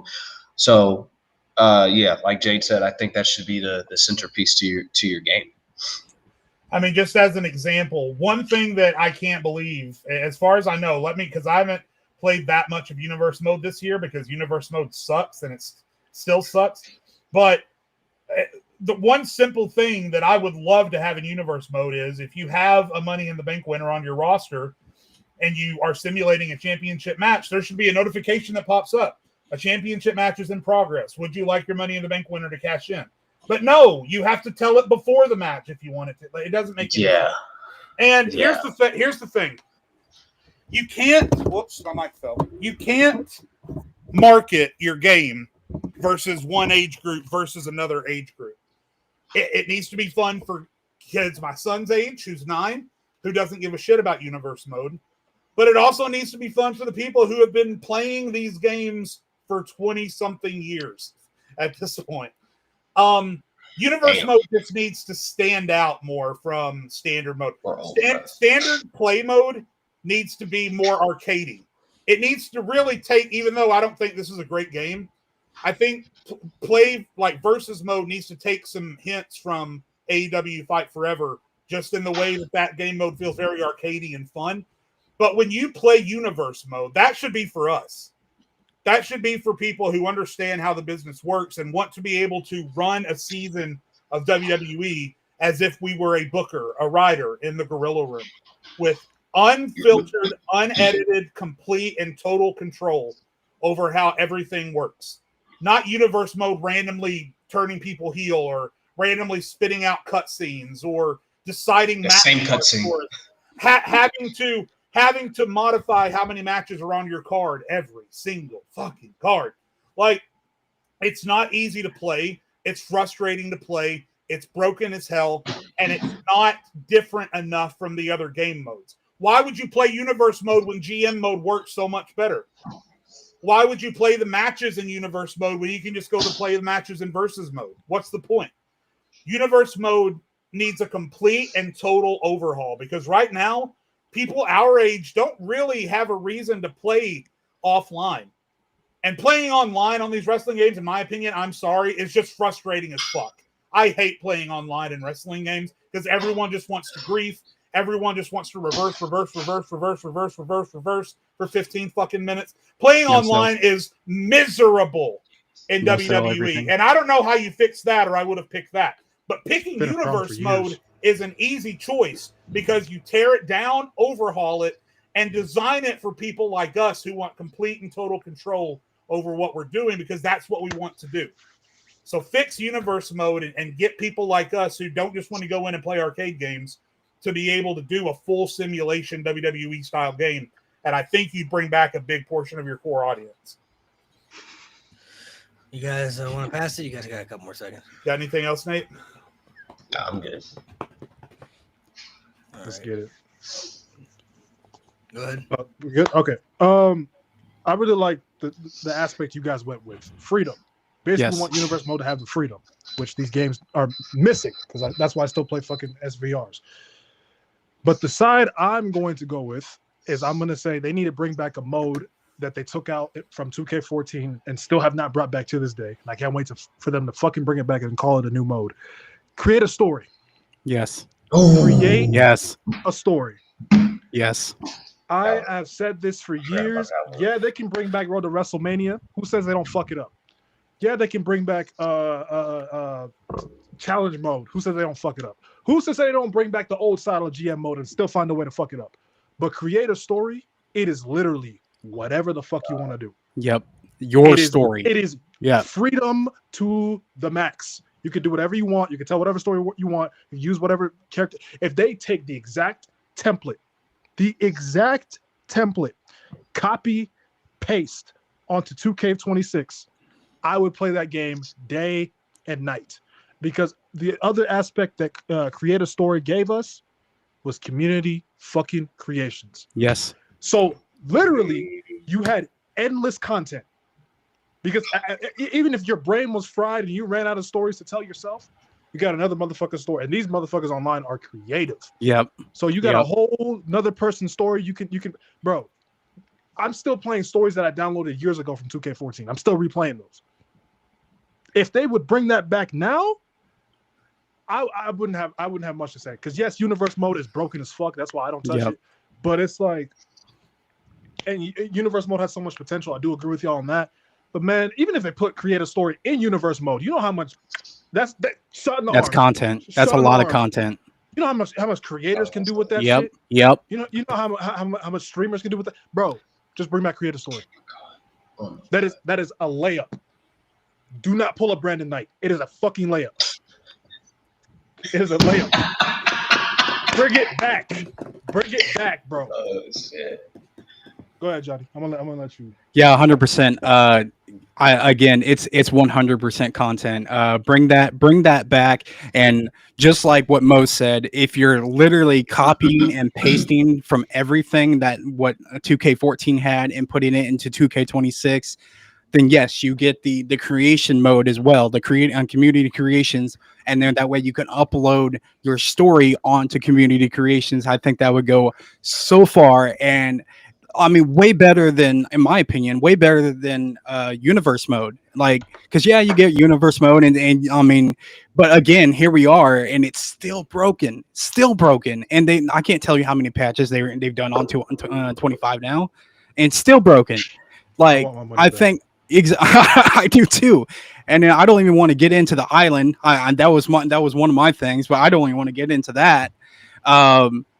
But yeah, just the whole bring the story aspect. That way you get us tons of freedom to do whatever you want, and I think that would definitely be better, and definitely get people to buy 26 if they added that into 26. If we're talking trying to get people to buy the game, what would make people buy the game? Having Create a Story would definitely do it. That would get my money.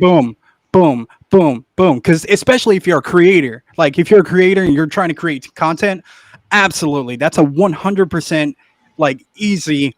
You got my like take my money easily. Yeah, and by the way, there's an easy way to get both of these things in the game. Just get rid of showcase mode. Nobody wants it. Yes. All it is Get rid of my watching a faction. movie. No one cares about fucking showcase mode anymore. Get rid of showcase mode and put more effort into these two things, and the game And will get rid of launch.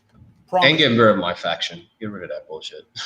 Don't need that either. But that makes Yeah, I mean they could keep the. I don't really play my faction, but some people do like it. I don't either. They just like it for the Persona cards. That's literally all they like it for, though. It feels like we really only play showcase mode just because we gotta unlock shit.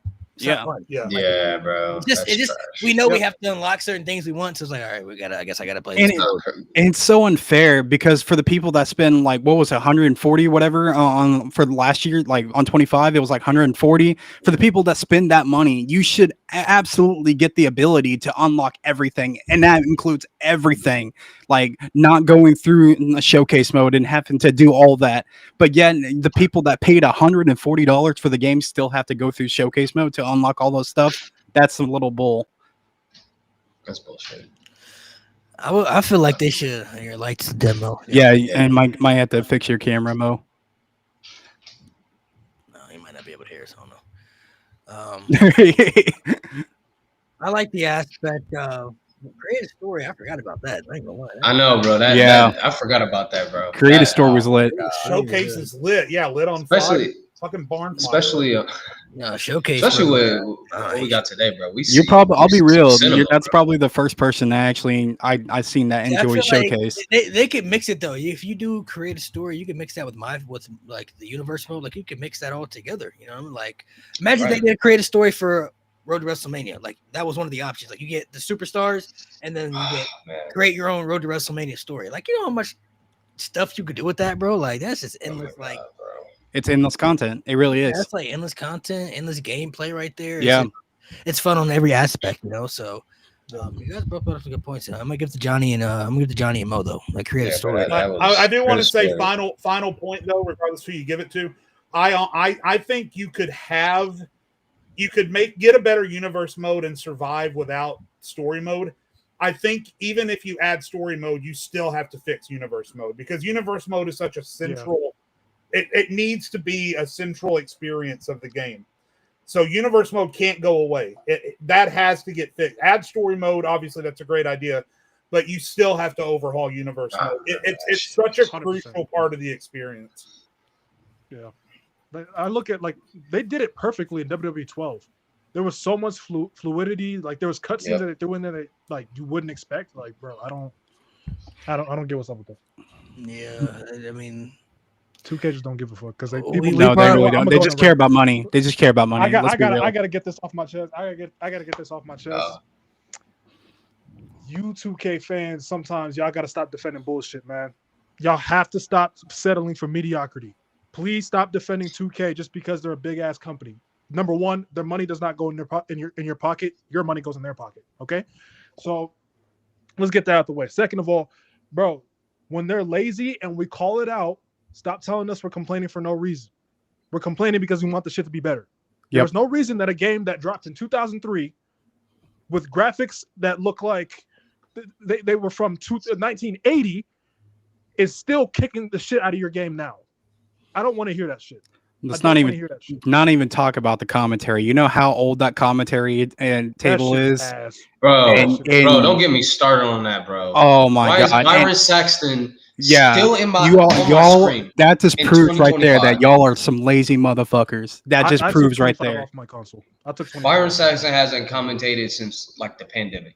yeah. Like, what are we doing? I feel like too. What are we doing?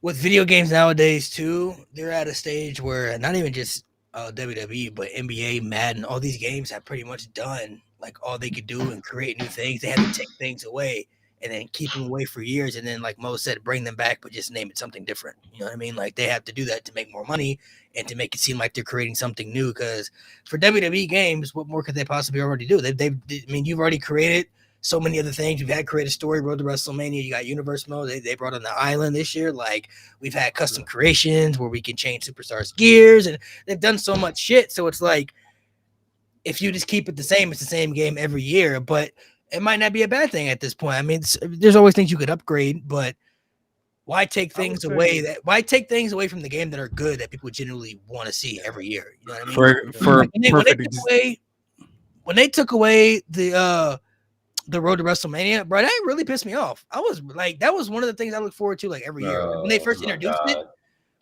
introduced it year by year, I'm like, man, I can't wait to play that Road to WrestleMania. And then when they got rid of it, I'm like, bro, whenever that's one of the main reasons I bought the game.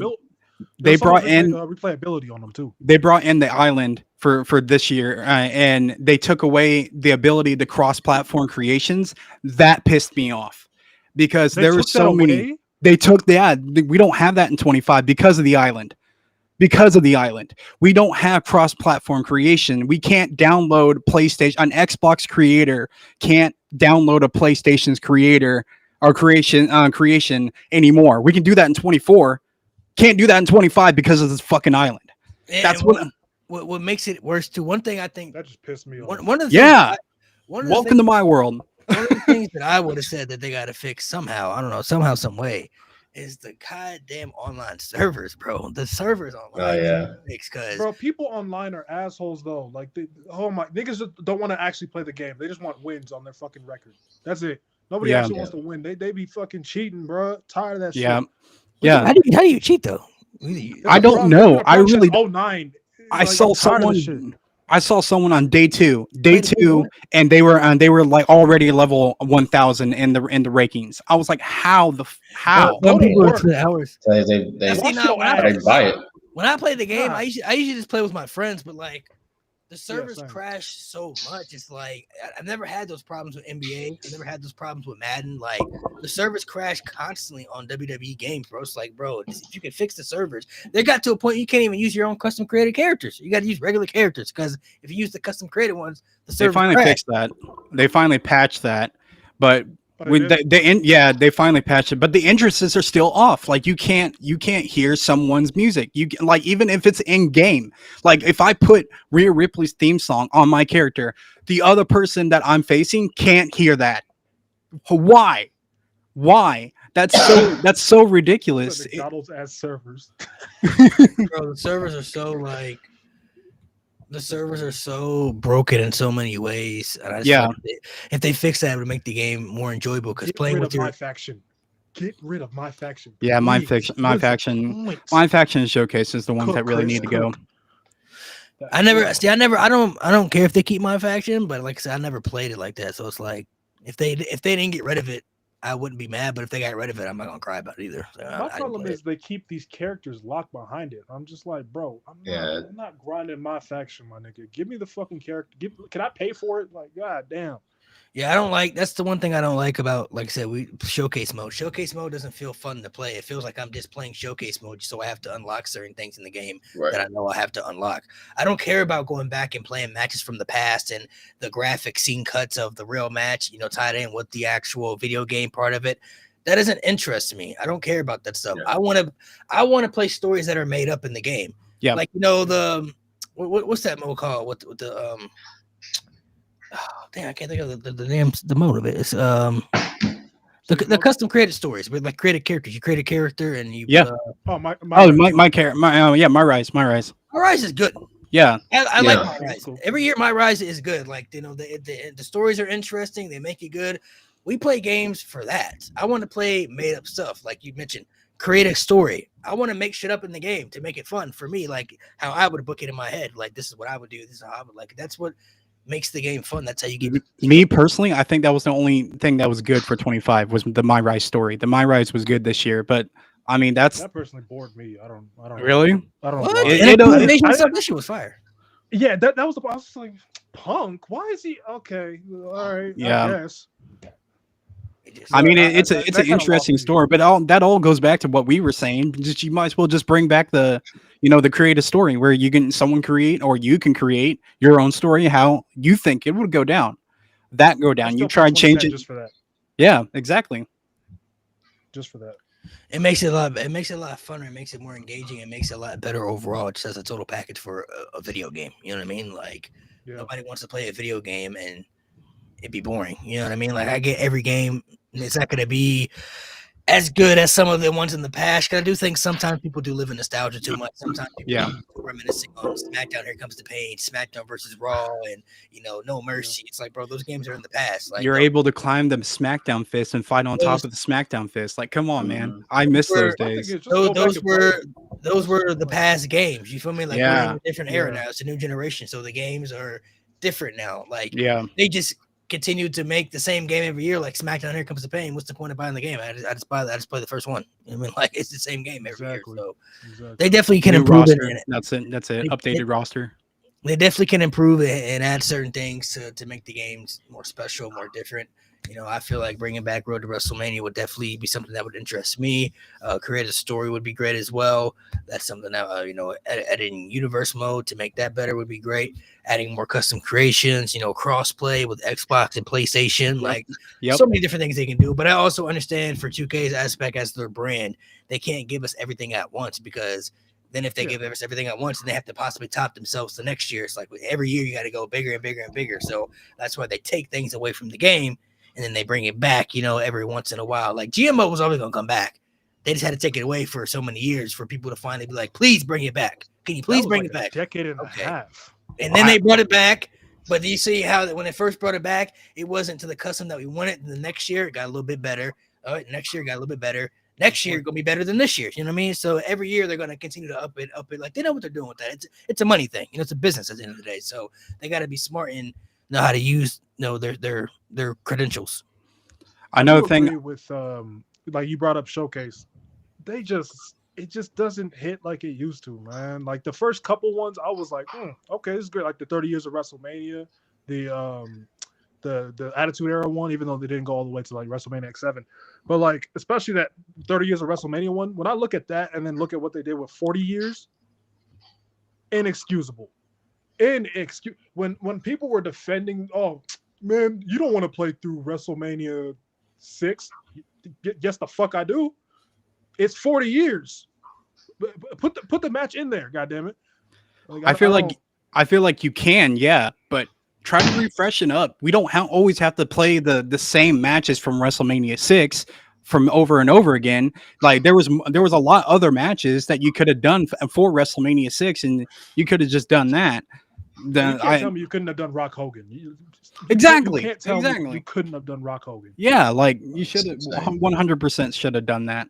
Another thing I would, kind of put this in consideration too. I don't know, just my personal opinion. Maybe it's just the sole purpose or the sole reason why we haven't gotten crossplay in years. Whenever I think everybody knows we have that technology now, they can do it. But I feel like still making copies for PlayStation 4 and Xbox One, I feel like maybe that's kind of holding us back a little bit, I feel like that could be the reason we're still making copies on old gen. Why are we still making copies on old gen when everyone, I feel like, have next gen now? I know it's a lot of money. I do understand that, but next gen's been out. Yeah, it's been out for 5 years. I feel like I know I don't want to be that guy and just judge and be like, oh, everyone's got to have it right now because I understand completely, but I don't know. I think that's just the way I see it. It's like maybe it's time now. Maybe it's time to step away from old gen and then try to focus on next gen now. And then even though like here we are looking at next gen. Next gen, I guess you can say. Yeah, it's a good point. It's a good point. They definitely got to figure out. I mean, I'm sure they'll figure it out at some point. But the games, you just want the game to be better in front of them every year. So maybe add different stuff. Certain matches you could bring back in there, like an Inferno match. Just makes things different, and also make it more entertaining. Like let us have matches like in somebody's backyard, in a train station.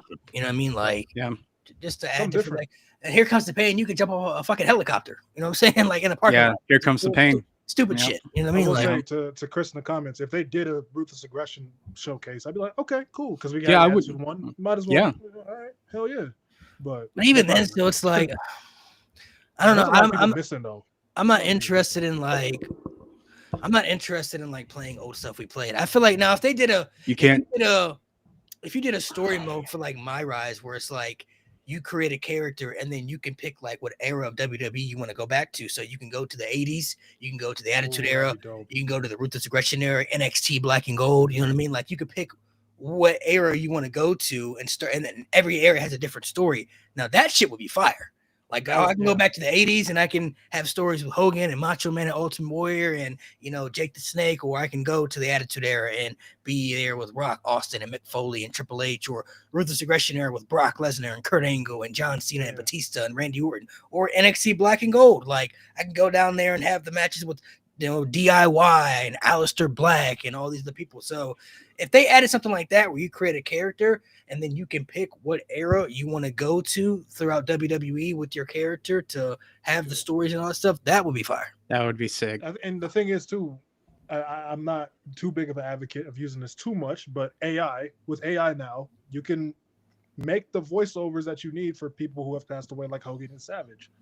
If you really need it. They tried it in 25. Yeah, we already have their voices too, so you can. They did AI in 25, but it messed up. They used AI for all their attires in 25, but it messed up. Like they had, what was it, phenomenal uns instead of phenomenal ones, so the AI messed up. Oh yeah, they did it in 25. There's proof. Bad. And it was bad. It was bad. The LA Knight logo, they spelled LA Knight NITHE or NITH. Yeah, NITHE. So it was. I was like, it was really bad. Like they used AI. You can tell. Like, maybe if you're cutting promos, you could just type in what you want that person to say. So like if you say like, obviously keep it to the pros. Like there's certain things and certain words you can't say, but like if you could just type in the promo, like whoever's cutting the promo against you, they say what they say, and then you can type in what you want them to say back. that's what they say, or at least give you like an option, like this is what you say, these are your options, or whatever, like something. And then I like also too story. I'm big on like video games where it's like I don't know if you guys ever played like the Telltale series, like Walking Dead or Batman. Telltale series. Yeah. I'm big on video games like you can.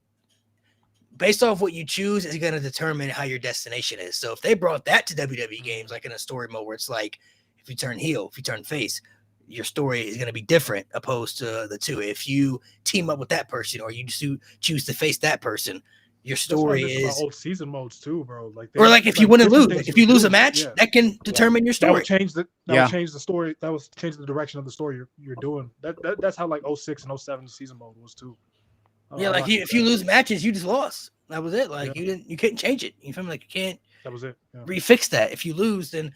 But I feel like if you lose, though, that changes the trajectory of your story. Like maybe it brings you down to the card. Maybe it, gets you traded or whatever the case may be. There's so many different things I feel like they could just add and do to it that would make it interesting. I'm always big on control too, so I would love a story mode where like you're the GM and then you could like create you run the show, like brand warfare type stuff, but it's like you're actually in charge of it, not like these are your options. Like, no, I'm choosing like how I want to run Raw, how I want to run SmackDown, how I like want to envision that brand, like the draft. I don't know if you guys ever played like SmackDown, Shut Your Mouth. Yeah. Start the season one of my favorite. You get to do a draft in the beginning. Like, that might be my favorite season mode ever. Season mode was dope. That might be my favorite. Yeah, that like really Detroit cool. Become Human. Yeah, like those type of games, like based off the decision you make, that's going to determine whether your destination is going to be good or bad. Like I think you add those to the WWE games, that shit would be fire. It gives you all the replayability that you need because you're going to keep trying different shit. Oh yeah, for sure, man, for sure. So, there's so many different things they can add to it. I mean, we can go on and on and on and on. We could. So many different things they could add and not add to it. But I do feel like the game should only improve from here. I don't see why they can't improve. From moving forward to the foreseeable future and stuff like that. So hopefully they can decide. I'm going to ask one more question. And I now that we're kind of on this topic, it's been some years now. So do you think that they can improve and everything will be good? Or do you think WWE drops them and they go with somebody else? I think they can improve. I mean, they definitely shouldn't go to EA. EA, absolutely not. Hell no. Worse. Hell no. Not EA, but I'm saying like Rockstar maybe. My Rockstar would be cool, but like that would be dope. Oh my god, they would go crazy with it. I'm saying like the whole reason why I'm saying it is because I think it was MW3 for Activision. I know a lot of people don't like Activision, but if you saw what they did with Cody Rhodes, if you saw what they did with Rhea Ripley, I mean they looked way more realistic than 2K did, especially with that championship. Like that looked like an actual real championship. It had the details on it and everything. Not instead of what 2K did and just a flat piece of shit. Sorry, it's just a flat piece of shit. That's what they did. I don't know. I feel like we've seen some companies out there that put out their some wrestling games and realize that there can be. See, that's a lot of companies that I would say do that's a one lot thing better. I do wish they would do though. Like, why can't we have other wrestling games outside of 2K? Like, growing up, you had SmackDown versus Raw, but then you could play Crush Hour. You could play backyard wrestling. You know what I mean? Like, you could do so many other different games that would be like WWE All Star. I just got to give it time. I can't wait for the Wrestling Code, dude. Wrestling Code is definitely going to be it. If you guys haven't checked that out, definitely go check that out. But the Wrestling Code is definitely something to look forward to. It's something other than make it a little bit different. I feel like it could work though. I mean, 2K isn't all bad. They're not like EA. Like if it was under EA, I would be like, oh my gosh, no. But like if they maybe went to Rockstar could be cool because they're strictly off like storytelling, based with their game, stuff like that. Maybe like Naughty Dog. They got Naughty Dog, kind of good brand over there because Last of Us, that's probably my favorite game I've ever played in my life. So Uncharted, they did so well with that too. So, the Uncharted games are really good as well. But 2K is such a big brand with sports. I don't see them going away from that. Maybe they could add like Ukes or something to come back to it. I don't know, but I think my biggest issue with 2K is I think they lean into simulation a little bit too much, where it's like ultra realistic. I think like the perfect game for me in terms of gameplay was like an SVR 2011. If you want to lean into Yes, realism, 100%. but also feel like it's a video game and you Yeah. can do whatever the fuck you want, that's where I feel like 2K needs to start leaning back to. Because like the Mhm. last run of THQ from my mic. Can't Oh hear you, shit. bro. Oh yeah, you're muted. Can you hear me now? There you go. There you go. Yeah, like that last run of games from THQ with 11, 12, 13, and they developed 14. Like those games, they were realistic, but you still felt like it was a video game. I think 2K tries too hard to because the NBA game is super realistic. They try the same thing with WWE, and I don't think that WWE audience really wants that as much as the NBA. I feel like with the graphics that we have already, that's already realistic enough. I think that's where you get your realism right there. I that's the way I feel. I feel like they can, because they already have that. I feel like they can easily do what everybody wants for a video game aspect, because you have that the graphics. It already feels real, right, just by the graphics alone. You see how realistic it looks. You guys, want to ask you, we're gonna get your take on. This is going to AEW, switching over to AEW last night. But the I Quit match with Darby Allin and Jon Moxley. What do you guys? What is your take on violence in pro wrestling? Do you feel like it could be overdone sometimes? Do you feel like it's always good to add that? Because they had, Jon Moxley and Darby Allin are obviously two great superstars, and Moxley matches are always usually going to be violent with blood, and Darby Allin will always put his body at high risk and stuff. But they had spots in there where he tried to drown him, with the fish tank and everything and the water in there, like stuff you hadn't seen in matches before. So it's like, okay, like it's different. So we get the feud as personal, but it's like, all right, you know what I'm saying? Like what are we doing? Yeah. So I was actually thinking about this earlier. I think it's harder for me now knowing how wrestling is like wrestling scripted, right? I think it's harder for me to be like when you're a kid, you don't care what they do. It's just like, damn, what the fuck? But like as an adult, it's just kind of like, yo, what are we doing, gang? Like, why are you trying to drown him? But I definitely do think violence in wrestling, it has a place. That's why I like AEW so much, because there's so much variety. You got the great in ring. You got all that, and then you got the violence with Darby and Mox and guys like that. But sometimes it does, like, it gets to a point. But that's just me. I had no problem with the match. I thought it was a wonderful match. Was it worth 5 hours to finally get to the point? No, absolutely not. That's the problem I had. It's because, like, you had all the matches I was not entertained on, except for that one. That's the problem I had on.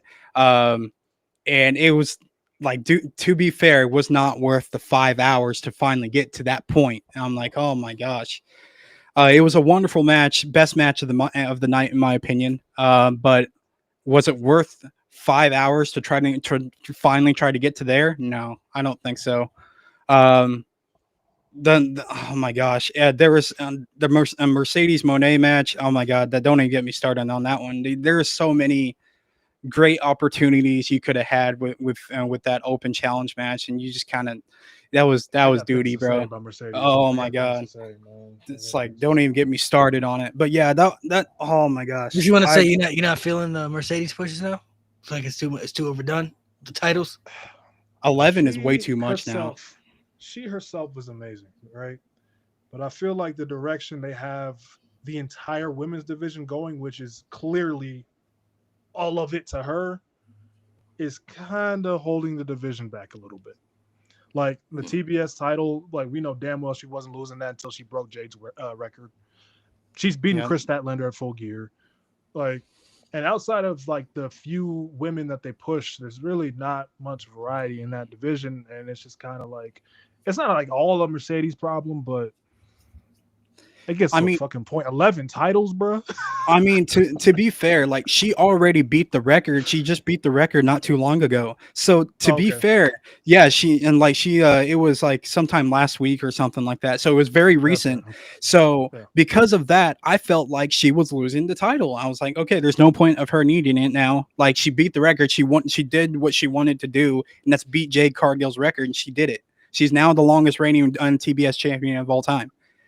And even as much as I didn't like her opponent, I feel like she still could have done it. She still could have won the match and then take the title from Mercedes, but she didn't. I'm like, what are we doing, dude? Now she's got 11, and then now she's going face to face with 12. Chris, and she's trying to get 12. What are we doing? Like, what are we doing?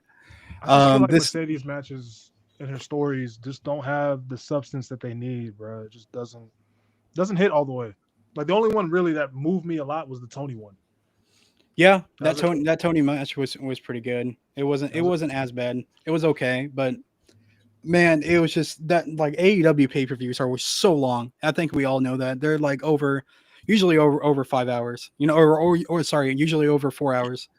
And it was going on 5 hours by the time we got to the main event. I'm like, "Oh my gosh, dude.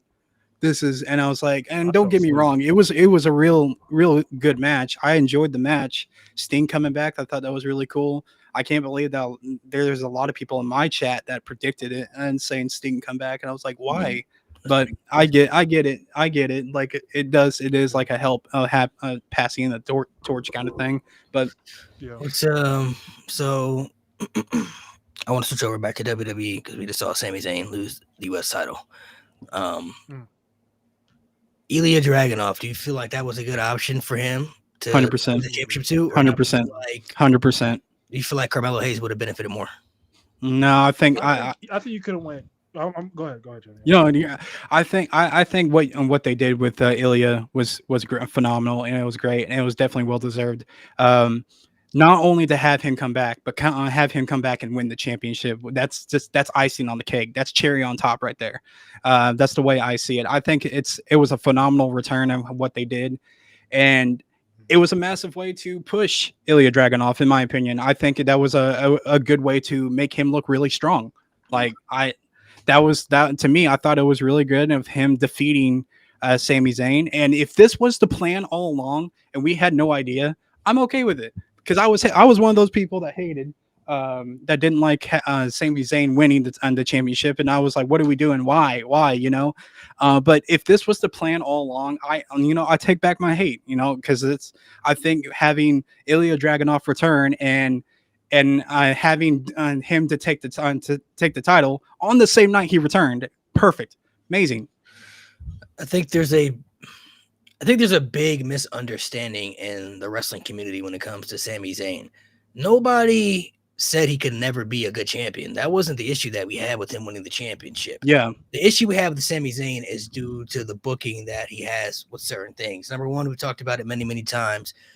They've continued to portray his character as like some type of underdog time and time again on occasions when he's already overcome so much adversity. Like this isn't 2014.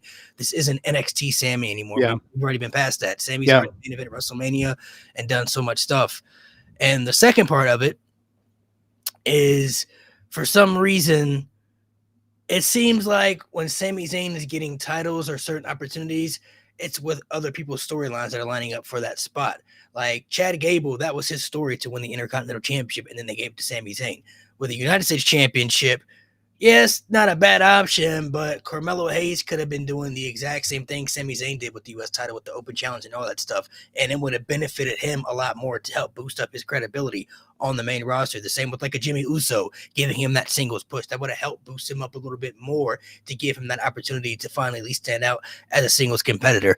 Nobody ever doubted Sammy's ability to be a good champion, though, or his talent. His talent has never been an issue. He's good on the mic. He's great in the ring. He's a phenomenal talent. Anybody who says otherwise, you're just lying to yourself. You're tripping at this point. Sami Zayn is an incredible talent. Could be a future World Heavyweight Champion. Sure, that's fine.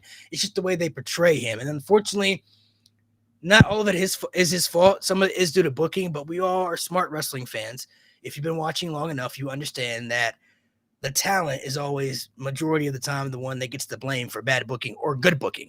If they do good booking, they get praise for that good booking and that good story. If it's a bad booking decision, then they also get criticized for that bad booking. When John Cena defeated Bray Wyatt at WrestleMania 30, nobody really said that, oh, the booking buried Bray Wyatt. It was John Cena is the one who buried Bray Wyatt because he was the one that beat Bray Wyatt. He was the talent. Even though John Cena doesn't make the decisions on who wins and who loses, he is the talent that went out there and beat the superstar Bray Wyatt. So he was kind of the one that faced the backlash for that. So it's apples and oranges, and it's a double-edged sword. It goes hand in hand. You know what I'm saying? So with Sami Zayn, the whole Sammy Hogan allegations and shit, I feel like people were definitely the corniest. The Hogan allegations on people in wrestling in 2025 is the corniest thing the IWC has ever done. Ever. I hate it. Hate it. Hate it. Hate it. Sami Zayn got Hogan allegations for beating Solo Sikoa. And he also got, he got Sammy Hogan allegations with the mid-card title. Yep.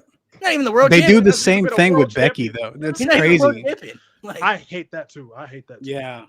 Hate that too. He's Seeing not how even many the people world she's champion, elevated, I hate that too. Yeah, they do this. Not to mention, it's too, crazy. Sami Zayn, I think people are forgetting this too. Sami Zayn is getting Sammy Hogan allegations. He wasn't even on WrestleMania this year. He wasn't even on the biggest show of the year. They kept him off the big. He was healthy. They're calling him a man. He wasn't hurt at all. He was in a story with Karrion Kross. They could have easily put that on WrestleMania, but they stretched that out longer for SummerSlam. They kept Sammy off WrestleMania after the last 4 WrestleManias. He's performed very well. He had Kevin Owens at 37, which was good. He had Johnny Knoxville in the celebrity match at 38, which was very entertaining. The main event of WrestleMania 39, which was spectacular, that tag team match with Sammy and Kevin Owens versus the Usos. And then the match with Gunther for the Intercontinental Championship. He dethroned Gunther's reign. He got kept off WrestleMania this year. If Sammy was... They're comparing him, they're equating him to a man who, at a WrestleMania, just walked into the main event and said, give me. Literally took the world title. That's what they're equating Sami Zayn to. I can't take most of the IWC serious, bro. I can't do it. Yeah, anybody with the Hogan allegations is just it's very forced hate. And I feel like we live in a day and age where people don't understand what superstars really means or what that term really means. Once you reach a certain level, you're just not going to be pushed backwards, once you reach a certain stratosphere, just because you don't want to see that person in that spot anymore. Everybody complained about Rhea Ripley for so long about her being constantly in the world title picture. And I'm not saying she had to be there all the time, but she's Rhea Ripley. She's going to be in that prominent spot. The fans are the one that made her popular. The WWE didn't do that. The fans are the ones that reacted to her and put her in that spot. People were mad that Jey Uso got the Rumble win and got the World Heavyweight Championship, opportunity. The fans are the ones that made that happen. They're the ones who react to Jey Uso every single week he comes out, no matter if they're in Idaho, if they're in Arizona, if they're in Australia, if they're in Japan, no matter where they go. Every week he comes out, he gets big reactions. So the WWE sees that. He's selling high merch. You're buying his merch. You're reacting to him every week he comes out. So, yes, they gave him that opportunity because based off how the crowd is reacting, the crowd is saying, hey, we want Jey in that spot. Give him an opportunity. So they gave it to him. Now the IWC is upset with that, though. The fans are the ones that made that happen. The WWE did not sit down and say, we're going to plot for Jey Uso for many years to become one of our biggest stars and one of the most over baby faces. That happened organically. Yeah. The fans are the ones that made that happen. Now, yes, the WWE does have their chosen ones. Like, yes, they sat down for many years and said, yes, Roman Reigns is going to be our next guy. He's up next, no matter who else is. Doesn't matter who shows up. It's going to be Roman Reigns, and it's going to be final. Like that's the decision, right? So they do have that, but there are certain people that get over organically that the fans literally tell you, hey, we want the superstar in that spot. And they give you those opportunities. And then once they get that opportunity, it's like, okay, I had the opportunity. Let's move on to somebody else. That's not how it works. Once you reach a certain level where like you're a submitted superstar, where like you're up here, you're going to be in those prominent spots. Yep. John Cena was winning world titles for years because he's John Cena. That's why he's in that spot. He's John Cena. Rhea Ripley's going to win world titles because she's Rhea Ripley. Bianca Belair is going to win world titles because she's Bianca Belair. You know what I mean? Roman Reigns is going to main event WrestleMania every year because he's Roman Reigns. You know what I mean? Like, once you reach a certain spot, they just don't take you from that spot and do other things with you. You know what I mean? Like they can always rotate you and do certain things here, but like once you become a major star though for the company, like they see who's selling the highest merch. They see how people are reacting to people, you know, every single week. They understand the numbers certain people bring in, you know, like that's why certain people are in prominent roles. You know what I mean? And one thing that drives me nuts, Mo mentioned before about how he hates when people bring up the Hogan allegations. One thing that I hate people bring up is the ratings allegations that people always bring up about, the ratings have dropped, so that means it's not good. The ratings have literally dropped since the Attitude Era died. Consistently, they've never been as high as the Attitude Era peak. When the Attitude Era was at its peak, the ratings were at an all-time high. They've never even come close to getting those type of ratings ever again. When Stone Cold and The Rock were at their peaks and Triple H and all those people, but this still doesn't mean the product isn't good just because the ratings aren't what they used to be. You know what I mean? Like I never understood those allegations, and we live in it's some indication, but it's not the end all be all. It's not. It's not the end all be all of everything. Like especially nowadays when you have streaming services and all types of stuff now in the world that we live in. You know what I mean? Like ratings aren't the end all be all like they used to be. You know, so. Mm-hmm. If they survive during the PG era, you know what I'm saying? I think they'll be okay, no matter who the guy is. There was a drop during 22-23, and everyone loves that era. There was a drop then.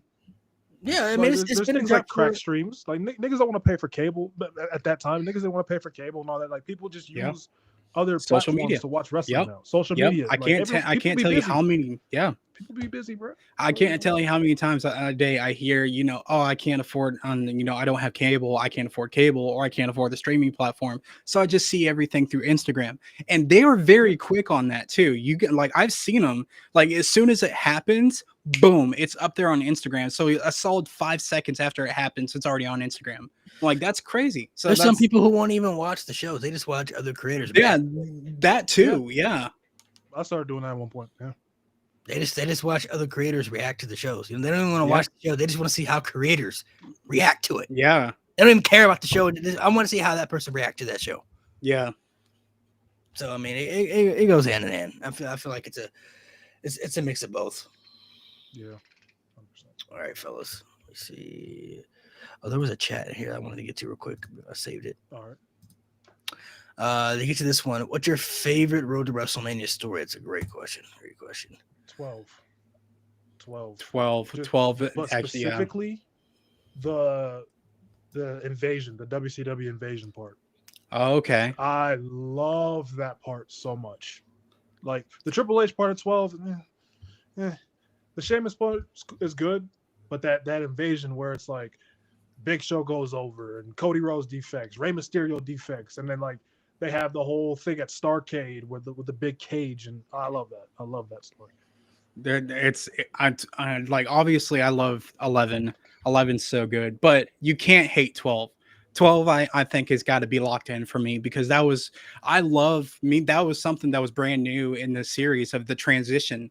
You just finished this story, and then now the transition to the Triple H thing, and we just finished the Sheamus story. Sheamus wins all the championships, and he's celebrating right there at WrestleMania, and then that's when Triple H comes back, attacks him, and then boom, transition hits. Welcome to the Triple H story. I'm like, that's dope. I love that. I'm like that pulls me in.